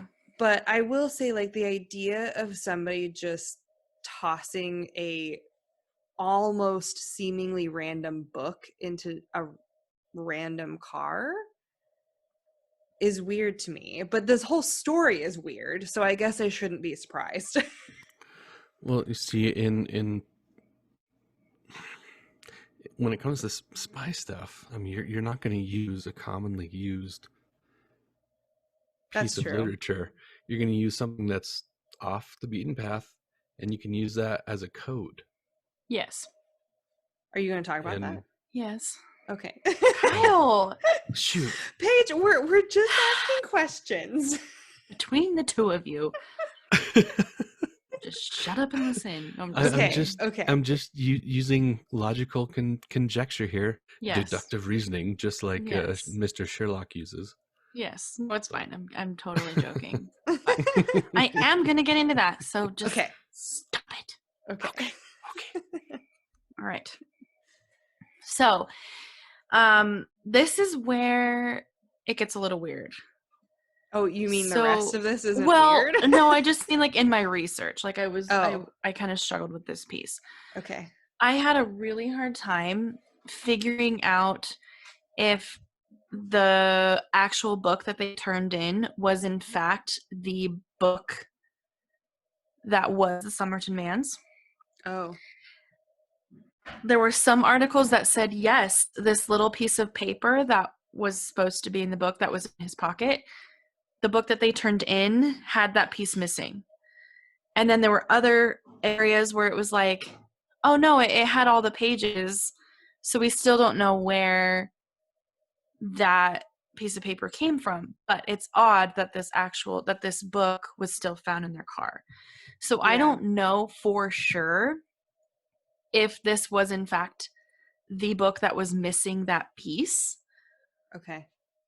but I think it was. I think it had the missing little piece of paper that had that Persian saying in it that said it is ended. Okay. Does that make sense? Yes. Yes, it does. I was having trouble verifying that, so I don't know, but I'm pretty sure that this is in fact the book that had this piece of paper once in it. And that Okay. that piece of paper was in the hidden pocket. Yes, of his Okay. pants. Yes. Okay. So, yeah, that part was confusing. I was like, I cannot for the life of me find, like, if this is the book or not. You know, some people just said it was a version of the book that they were looking for, which is still fucking weird. But I don't Yeah. know. Either way, it's ironic at Yeah. minimum. And if it is that book, like if it's the one that's missing the piece of paper, which I believe it is, that means that someone put it in this car. Yeah. Was it Him? So then that leaves you to wonder, was it the Somerton Man or was it whoever killed him? Yeah. Assuming he was murdered. Yeah, or if he was with someone that just had it. Yeah. I don't know. Was he trying to leave clues, like with the those couple tags that were left? Are those possible aliases? And then, with that piece that was secretly sewn into his pants, matching to this book, is that like a code that maybe whatever group he belonged to used, and he's trying to lead people to his killers that he Maybe. probably assumed he was going into. Maybe. Okay, so now that they have this book that they believe to be the dead man's book, Mm-hmm. they start looking through it and they notice that on the back of the book is a phone number. Oh. And so they're like, hey, we've got something here, okay? So they track down the phone number, and it actually belonged to a nurse, female nurse, who lived very, very close to Somerton Beach. Yes. And this is the frustrating part about this, is this nurse, who clearly has some sort of tie to whoever owned this book, has been so annoyingly secretive about all of it. Oh my god, she's totally involved. She has to be. I'm jumping to conclusions. I know that, but still. Yeah. Like, So it's just weird because it was even to the point where she like didn't even want her name released. Well, and Okay, it's like, so that makes me think she has to know at least enough to know that she doesn't want to be involved. Yes. Exactly. Jeremy and I That's a started watching. best case scenario in those kind of Yeah. situations. Yeah. And I get more into her. I'll talk more about her. Okay. Jeremy, So, really quick, we started watching an HBO documentary. It's a murder mystery. I can't remember what it's called, but anyway, there's Murder on Middle Beach. Yes, it is. That's it. First episode is up, and it's really interesting. But anyway, this kid who's the documentarian is trying to interview his dad, and his dad is just like straight up, like every time he calls him, his dad's like straight up like evasive. No, I can't talk about this. My lawyer said I can't talk about any of it. And then he's like, Dad, I just want you to talk about mom and her life. No, I can't talk about any of it. And it's like when you lay down the law like that of like, no, I literally can't talk about anything that has to do with anything about this story in any way, shape, or form, you 100% know something that could, at the very minimum, get you into a minor bit of trouble. Right. Yeah. Which is like, she must have known that, like, I don't even know. She must have, yeah, something. She had to. Yeah, she had to have known something, because it's like her initial like interview, she was flat out like, I do not want to be involved in this. Like, and I don't even want my name released, nothing. So basically all the articles call her Jessica. Okay. We know that's not her name, but we'll just call her Jessica. Okay. So she lives really close to Somerton Beach. She also admitted that she did give a copy of the Persian poetry book to a man when she was a nurse in the military. Okay. Another soldier. She gave this book to another soldier that she knew in the military. That's and still is so, but the fact that she's still so secretive about it is weird. Right. She said his name was Alfred Boxall. Okay. Okay. Is this a Somerton Man? That's a great question. You know it's not. I mean, I guess maybe it could be, but the fact that she is so evasive, I wouldn't put it past her to be lying about anything. All right, well, here we go. Okay. So they track down Alfred Boxall, still alive and well. Ugh. And he has a matching copy of the Persian poetry book. All right. Well, she at least wasn't lying about that, I So guess. basically, she told them that she just gave this one copy to this one man. But it turns out she... Oh, partial truth. Yes. Yeah. She gave multiple copies away. Or so it seems, at least. Like, she gave more than one copy to more than one person. Well, and then she's clamming up about it, too. Yeah. And that was all she would say. She was very evasive, would not answer any more questions. Gosh, that's so shady. What they did do, though, with poor Jessica, was they asked if she could maybe just look at the cast of his face to see if she recognized him. And she agreed that she would do that. So she looks at the cast of this man's face, and she got very upset and almost fainted. I'm sorry. But she still insisted that she did not know him. I'm laughing because I'm uncomfortable. I know. It's like one of those things, because I'm just like, I mean, if someone was like, hey, we're going to show you this plaster cast that we made of some dead dude that we found on the beach, and we need to know if you know him or not. Like, that would be upsetting to see that.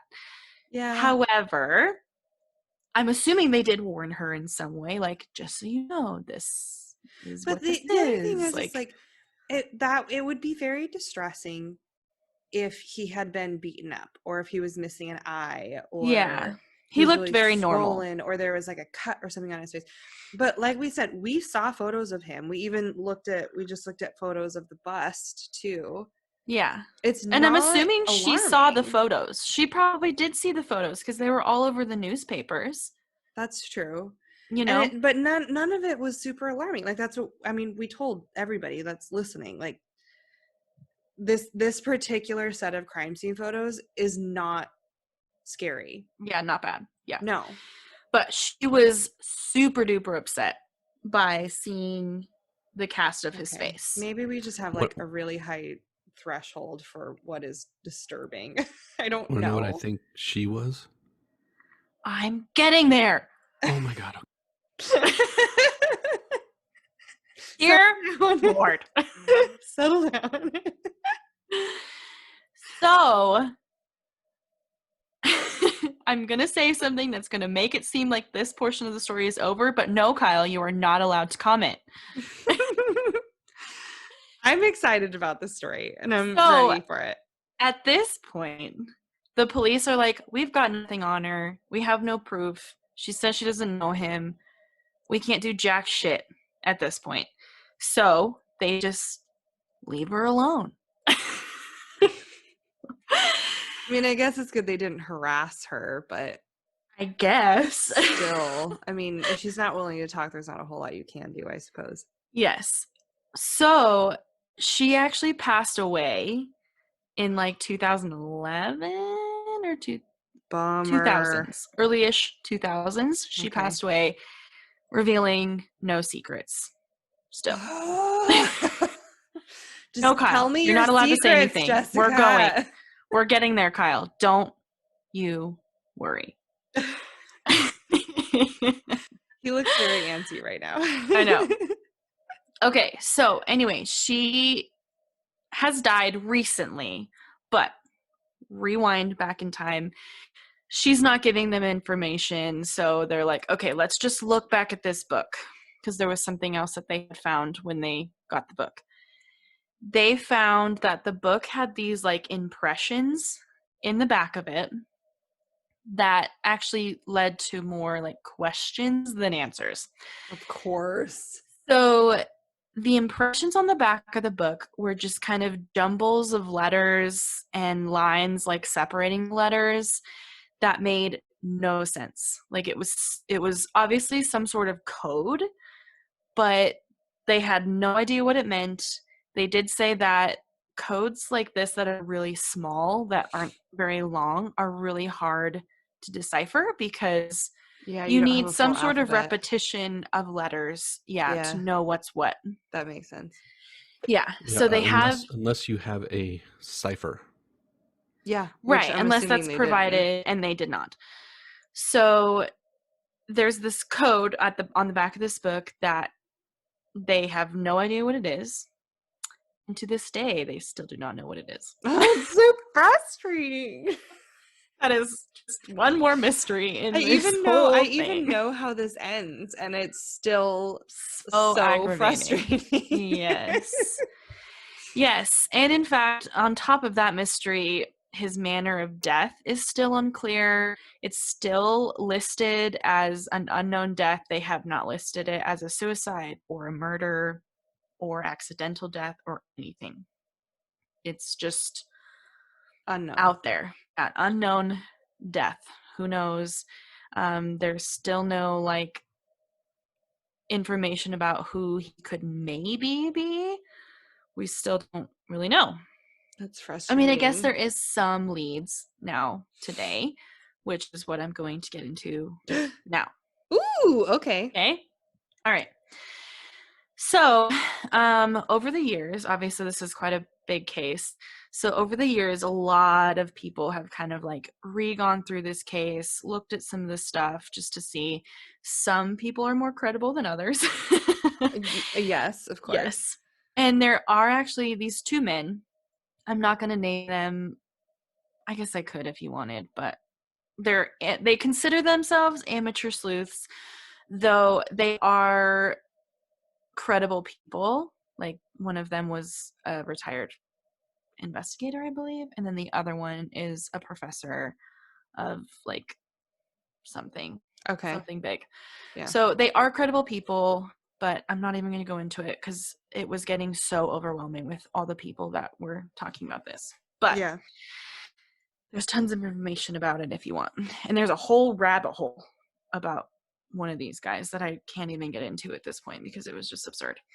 Not absurd. Not absurd. I shouldn't say that because it's actually a legit thing. But I'll talk about it. But I'm not going to go into a ton of stuff about it. Anyway. Okay. Yes. Rabbit hole. So, one of these two men, I believe his name was Dr. Abbott. Dr. Abbott ends up tracking down Jessica, the nurse, her military records, and some other information about her. Huh. And Okay. it was found that she had a son that bore a very striking resemblance to the dead man. Deer in the headlights moment. I know. I forgot about that. Like, now that you've finished the sentence, I'm like, oh yes, I actually did remember that. But yeah. So in that moment, I was very surprised. yeah. So one of the things, like, this was one of those things that was a huge rabbit hole. I just couldn't go into it. But Yeah. there were certain genetic traits about him, like he had a certain shape of his ear and like the distance between his eyes, like that kind of thing, Mm-hmm. that are like strong genetic markers, were very clear in Jessica's son and also matched the Somerton Man. Okay. Do they know where her son is? Yes. So his name, I believe, was Robin, and he actually has also passed away, though he did have a daughter, and Dr. Abbott is married to her now. That seems like a mild conflict of He interest, literally, but that's just me. So I guess what kind of happened, like I said, I couldn't go into this because there was way too much about it. So don't quote me on all this stuff, okay? But this was just kind of what I understand to have happened. He's researching this case. He's like, oh, he may have had a son. We need to do DNA testing. Oh, wait, the son has died. Okay, wait, but he had a daughter. Let me go find her. So he goes and finds her and is like, hey, I need your DNA for this case. BTW, you're super hot. Let's go on a date. And then they get married. That it's either like the most heartfelt romantic love story or just like really weird. And I'm not sure which one it is. Like, part of me is just like, oh my God, that's so sweet. Like, this investigator trying to solve this case, like, falls in love with one of the people involved, and oh my God, it's so That's sweet. literally what it is. All the articles about this part, which is why I was like, I can't even with this shit. I can't even go down this rabbit hole, because that's literally all these articles, like, oh, this adorable couple was met by trying to solve this, you know, super old crime. Like, Yes. and look who it's like brought love into the world. Like, it was just over the top. I couldn't handle it. There was like one quote from her, which I do not have the quote. So again, she didn't say exactly what I'm saying, but it was something along the lines of like, oh yeah, I've never had someone on the first date ask me for my spit in a tube. Like, that's so romantic. Cool, girlfriend. I'm so glad you found your soulmate in that. That's fantastic. I mean, it's like, I don't want to shame anybody for finding love. Like, I'm really excited that they, like, out of kind of a horrible situation, have found somebody to love and cherish. Yeah, I think it is that's a sweet story. It's a sweet story. Yeah, but a tiny it's bit easy of to me, make fun of. It's easy to make fun of. 100%, it's easy to make fun of. And a tiny part of me is like, is that a little bit weird? I think the romance aspect is more fun and probably also more realistic, but I mean, I don't know, a little bit of me is just like, that's a little bit odd, but who am I to say? Like, it's fine. Right. Not making fun of their beautiful love. Yeah, assuming it's beautiful love, but yes. It's definitely out there and newsworthy, because there's a lot of news articles about it. That's interesting. Okay. Which is why I was like, this is too much. You touched on it. We got the gist of it. A beautiful blossoming love story out of the Somerton Man's death. Yes. So anyway, the only thing is in order to get the DNA tested, they would have to exhume his body, which coincidentally they decided to encase in concrete. Wait, what? When Why? they buried him, they put him in concrete, and I don't know why. Why? I don't know. I don't know. That was doesn't I'm make sure there's a reason, but I do not know what it is. Maybe it was because this case was so fantastical and so publicized that they didn't want anyone going and digging him up and being creepy. Oh, You know what I actually, mean? yeah, that Like kind trying of to makes take sense. his body or Yeah. his They clothes. did that with was it Lincoln's body? President Lincoln's maybe body? something like that. I think they buried it under like a whole bunch of concrete because they were afraid Yeah. people were gonna be weird and Yeah. dig it up. I know there was a serial killer that wanted them to bury him that way because I he hope- didn't want Yeah, it was- anyone. It was H.H. Holmes. Oh, was Yes, it? Oh, you're you're right. right. It was H.H. Holmes. I hope Yes. whoever buried him was like, "Fuck you." I'm gonna bury you in 4 inches of dirt and that's it. They did it. They yeah. did it because it was his last wish. They Yes. did. Yep, Yeah, they they buried him. and in he's concrete. actually been dug up. Oh shit. Yeah, and his genes have been tested against a supposed ancestor, and it was said to be a non-match. Oh, weird. Okay. Bummer, I Interesting. guess. But now we have H.H. Holmes' DNA on file. That's true. Anyway, so the issue with this is obviously since he was encased in concrete, it would cost an absurd amount of money to get him dug up, which the government has said they do not want to pay for. So That's sad. I know they're currently the family, like the Dr. Abbott and the potential like ancestor of the Somerton Man are trying to like raise funds to pay for this to happen. It's not there yet though. They're working on it. I Yeah. wonder if there's any way to like contribute to that. Yeah, I think so. I did not. So interesting. No, that's fine. It's not necessarily our job. I'm but that's sure good to there is a know. way. I don't know. Yeah. So Okay. anyway, so that's kind of the situation with who Jessica was. It is believed that she potentially had his child, Okay. and he maybe was not a spy, but he came to try to see the child and she denied him, and in a very sad moment he decided to commit suicide. Though there's still holes in that because it's like most people don't choose to commit suicide through very painful poisoning, right? 'Cause as we discussed, Yeah. it took hours and hours and hours for him to die. Yeah. So it's like, that still seems like kind of a stretch. Mm-hmm. So then there's like, maybe, this is obviously just conjecture, I'm not saying that Jessica murdered him, but that's a theory that maybe she somehow poisoned him before he left. Yeah, Who knows? Yeah. I guess no one knows except for maybe the Somerton Man and whoever killed him. Yes.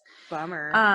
The other thing I would like to say is most people do believe him to be a spy of some sort, probably from Russia. Okay. Though they did have a tiny bit of, they had a hair in the plaster cast of his face, and they had like tiny bits of DNA, but not enough to get a match, but they were able to like kind of get some sort of ancestry tracks on him. Oh yeah, a little bit of 23andMe action. Yeah, and it was kind of all over the place. So I don't who's really not know these days, but I know. yeah. So another weird little thing about this case is that there have been a lot of police reports and interviews that have mysteriously gone missing, and some of the items that he owned, like the briefcase and most of the possessions in the briefcase, were lost or thrown away. What a bummer. Yes. Yes. Oh my gosh, that sucks. But, I mean, you hear stuff like this or happening. convenient, depending on your perspective. Yeah, Exactly. that's true. Yeah. You hear about stuff like this happening all the time, like in other like murder cases or missing persons cases. It's like there was Yeah. a fire Things in just the go evidence room, conveniently and missing. yeah, and the rape kit went missing, or it's stuff like that Yeah. happens all the time. It's just Yep. like, and Yeah. accidents are accidents, things happen, but it does make you wonder, like, Yeah. was it an accident? Well, and on top of that, there was a police report that was discovered years later that had been kind of misplaced. But that it was rediscovered, Okay. and it basically was a witness. It was someone who had witnessed a man carrying another man over his shoulder on the Somerton beach the night that he died. Oh, damn. Yeah. He did not report it sooner because he thought the guy was just like carrying his drunk friend down the beach.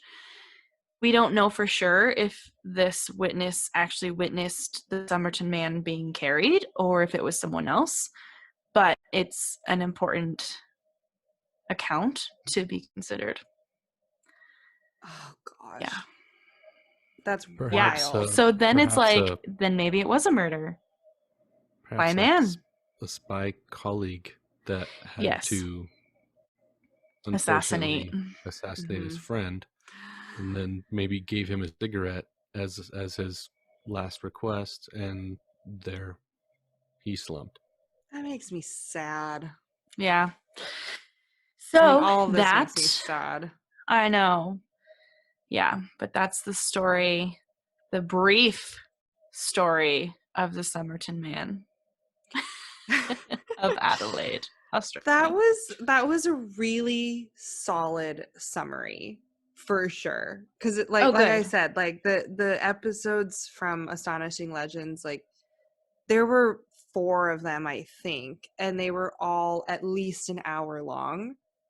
Oh my God. I know. I mean, I could see how it could get to that point Oh, because there yeah. is so much. Oh yeah, yeah. And these guys dive into every little detail. It's a little Yeah. bit tedious, which is why I ended up having like an ADD moment and not being able to really like finish it. My focus, I just kind of lost interest almost towards the end because there was too much of it. Yeah. So this is the first time I've heard it really condensed, I guess. My Favorite Murder might have done it at some point. I can't quite recall, but this was a good summary. I feel like it was helpful in distilling all of that information that I had previously down into a manageable amount. Yeah. Because it was so much. Like, It is a lot. it's just kind of insane, but And it's a lot of weird little things, yeah, you know? yeah, it's interesting. Yeah. Sorry, So- my headphones keep falling out of the microphone. Kyle, Can I did you say have what I any more think, questions? Can I say what I think Jessica Yes. was? Oh, Yes. yes. I think that she was some type of recruiter. Okay, for- elaborate Mm. on that. And she's handing out these books. Apparently, she only admitted to one, but it's been proven that she's handed out plenty of them. And this sounds like, from what you've described, is kind of an obscure book. Yeah, it was very rare. That was the other thing I forgot to mention. There's tons of versions of this book in lots of different languages, but this specific like copy of the book with like the specific font and everything was incredibly rare. Incredibly rare. Like Yeah, and see, couldn't that's find it what anywhere. that's what like spy organizations and secret societies, they find obscure pieces like that, and they use those as ciphers for codes. Yeah, I've heard of Mm. that before. That's And interesting. she's handing out, and she only admitted to one, but like you said, it's been proven There's she's handed definitely at out. least more than one. Mhm. She's done it a few times. So it stands to reason she is some kind of some kind of element in a recruiting mechanism. Ooh, that's that's a interesting. good one. I never would have thought of that. Like, I just assumed like, oh, she was his lover, you know, blah blah blah. But I mean, she maybe could have she been was like, both. yeah, maybe she Yeah. was like some sort of superior that recruited him, and then once they had a baby, then it was like, we're too close. He needs to be eliminated. Obviously, this is all just like speculation, Conjecture. but You know, he like they were in the same spy organization, and he either found some stuff out that he shouldn't have, you know, something happened, and it forced them to say that your death is to our benefit. Yeah. oh Yeah. man, And maybe it someone wasn't her. someone who Maybe someone tracked him like through her. Maybe he was going to visit her and say like, hey, I'm in trouble, somebody's after me, and you know. yeah, and it kind of sounds like he knew he was going into a situation that he didn't think he was going to get out of, and maybe. whoever implemented this death method was someone who was known, Mm-hmm. who he was going to be carrying cigarettes for, that said like, hey, you know, basically, I don't know if they actually said it to him, but they caused his death, and to like basically as a sorry, here's a cigarette Yeah. as you lay here dying. Oh my god, that's so sad. Yeah. It's so sad. I Fuck, feel I don't know. either way. I have Yeah. no idea. And we'll probably, as big of a bummer as this is, we'll probably never know.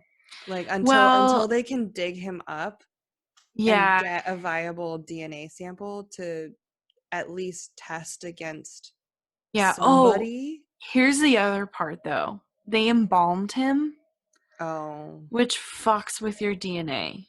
yeah. So they're not even sure if they can get anything good out of it. Yeah.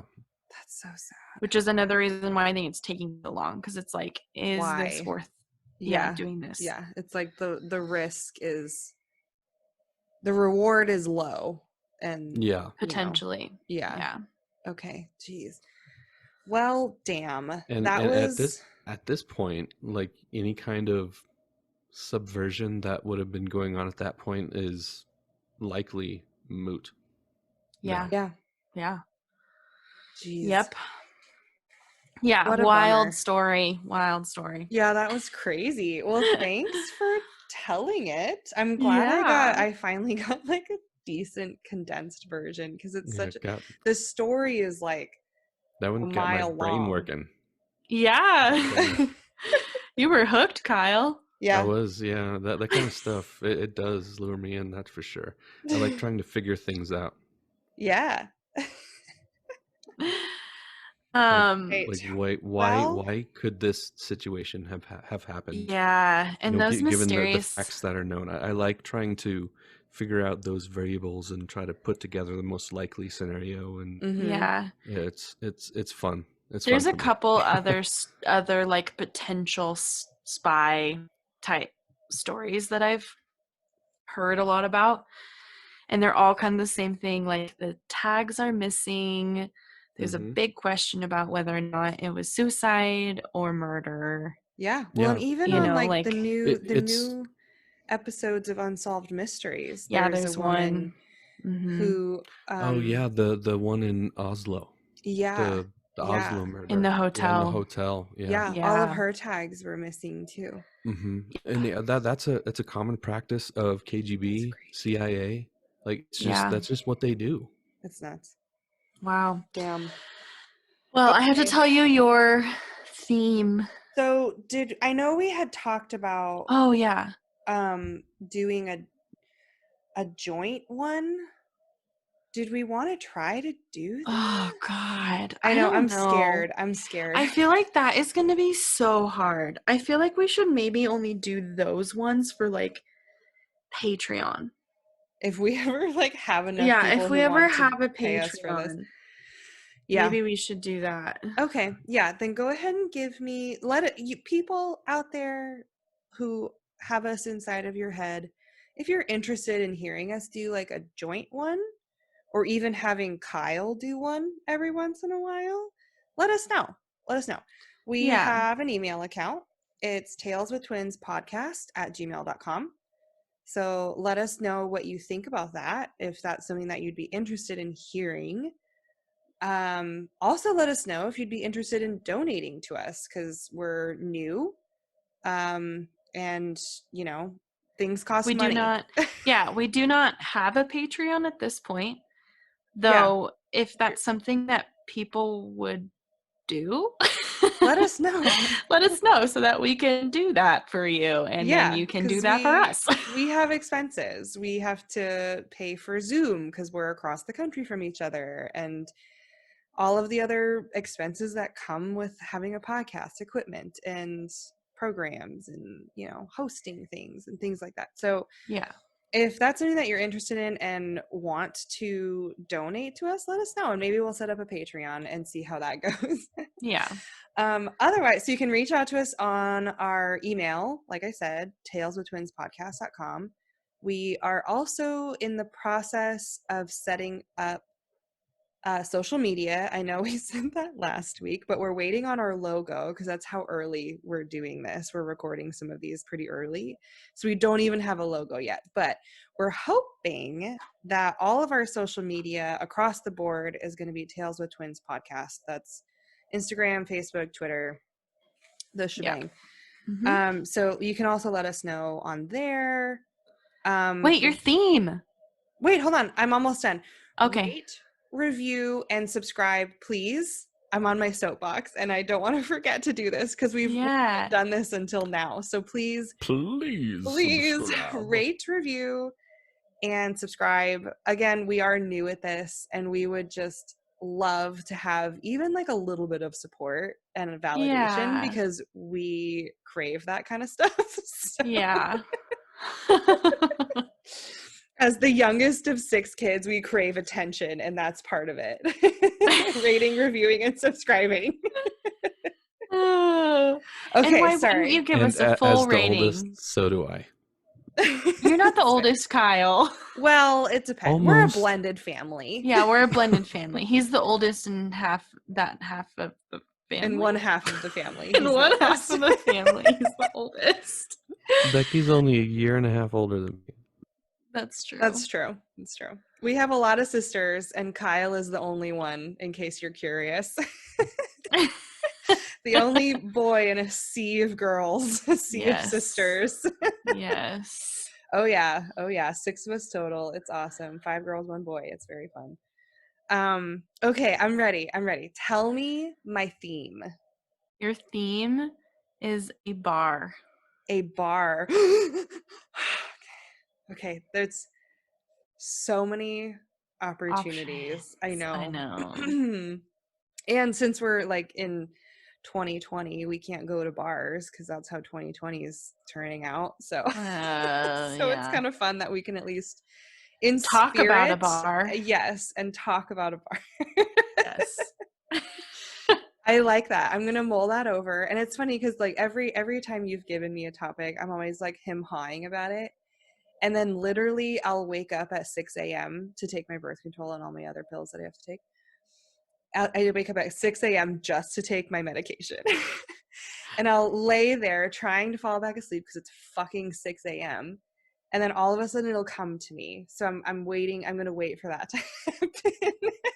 That's hilarious. I mean, that's how DIA was. Kind of how mine have been too. Deathworm. What? Like that's kind of how mine have been too. Like I go to bed like thinking, and then all of a sudden I'll wake up out of nowhere and be like, Yes. This is it. Yes. Yeah. Because I thought about like for DIA, it was kind of the same thing. It's Denver International Airport. Check out the last episode 3, if you want to know what we're talking about. But I kind of hawed about like, okay, a haunted airport, a haunted airplane. I could also talk about the numerous missing airplanes, or The Queen Mary. Yes, the Queen Mary. There are haunted boats like literally everywhere. I even Mary thought about Celeste. doing a murder on a cruise. Like I've done that too. So yeah, the Mary Celeste was one of them that popped up too. Astonishing Legends did a couple episodes on the Mary Celeste. That was also fascinating. But I don't know. And then just like one day I was like, why haven't I thought about DIA? So I'm gonna wait for that to happen and we'll see how it goes. I can't All wait. right. I know. Okay. Everybody tune in next week and you'll hear me tell you a tale about a bar. Or about something that happens in a bar. Yes, something that happens in a bar, something related to a bar. And who knows, maybe it won't even be like a drinking bar. Yes. Maybe it'll sort be of bar. like an an oxygen oxygen bar. Oh my god, we totally twin mind melded there for a second. I swear we can't read each other's minds, but if we could, that was proof right there. That was it. There it is for everyone to see, and it's been recorded now. Yes. Who knows? Maybe it'll be a murder over a candy bar. Who knows? Oh my god. I'm Nope. all for stretching rules, but if you fucking do that, I will murder you. No. Out of like all out of all of the haunted bars that exist in the world, and I come to you with a story about a murder about a candy bar. No, it'll be a candy bar that has like a picture of Jesus melted into it, and someone has been worshiping it for 5 years. Or That's a what it'll be. haunted Toblerone. Oh my god. Someone Toblerone. beat someone to death with a Toblerone.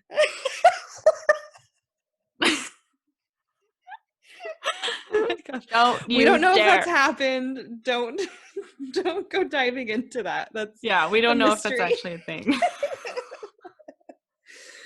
Oh my gosh. Okay, that was good. I needed a good laugh. Okay. After the Somerton Man, the bummer story about the Somerton Man. I know. That was a good one though. Okay. Thank you for joining us on Tales of Twins. Paige, do you wanna Thank close it out? Thank you. And we'll see you next time. Yes. Okay, bye. Bye. And thank you again for joining Tales with Twins.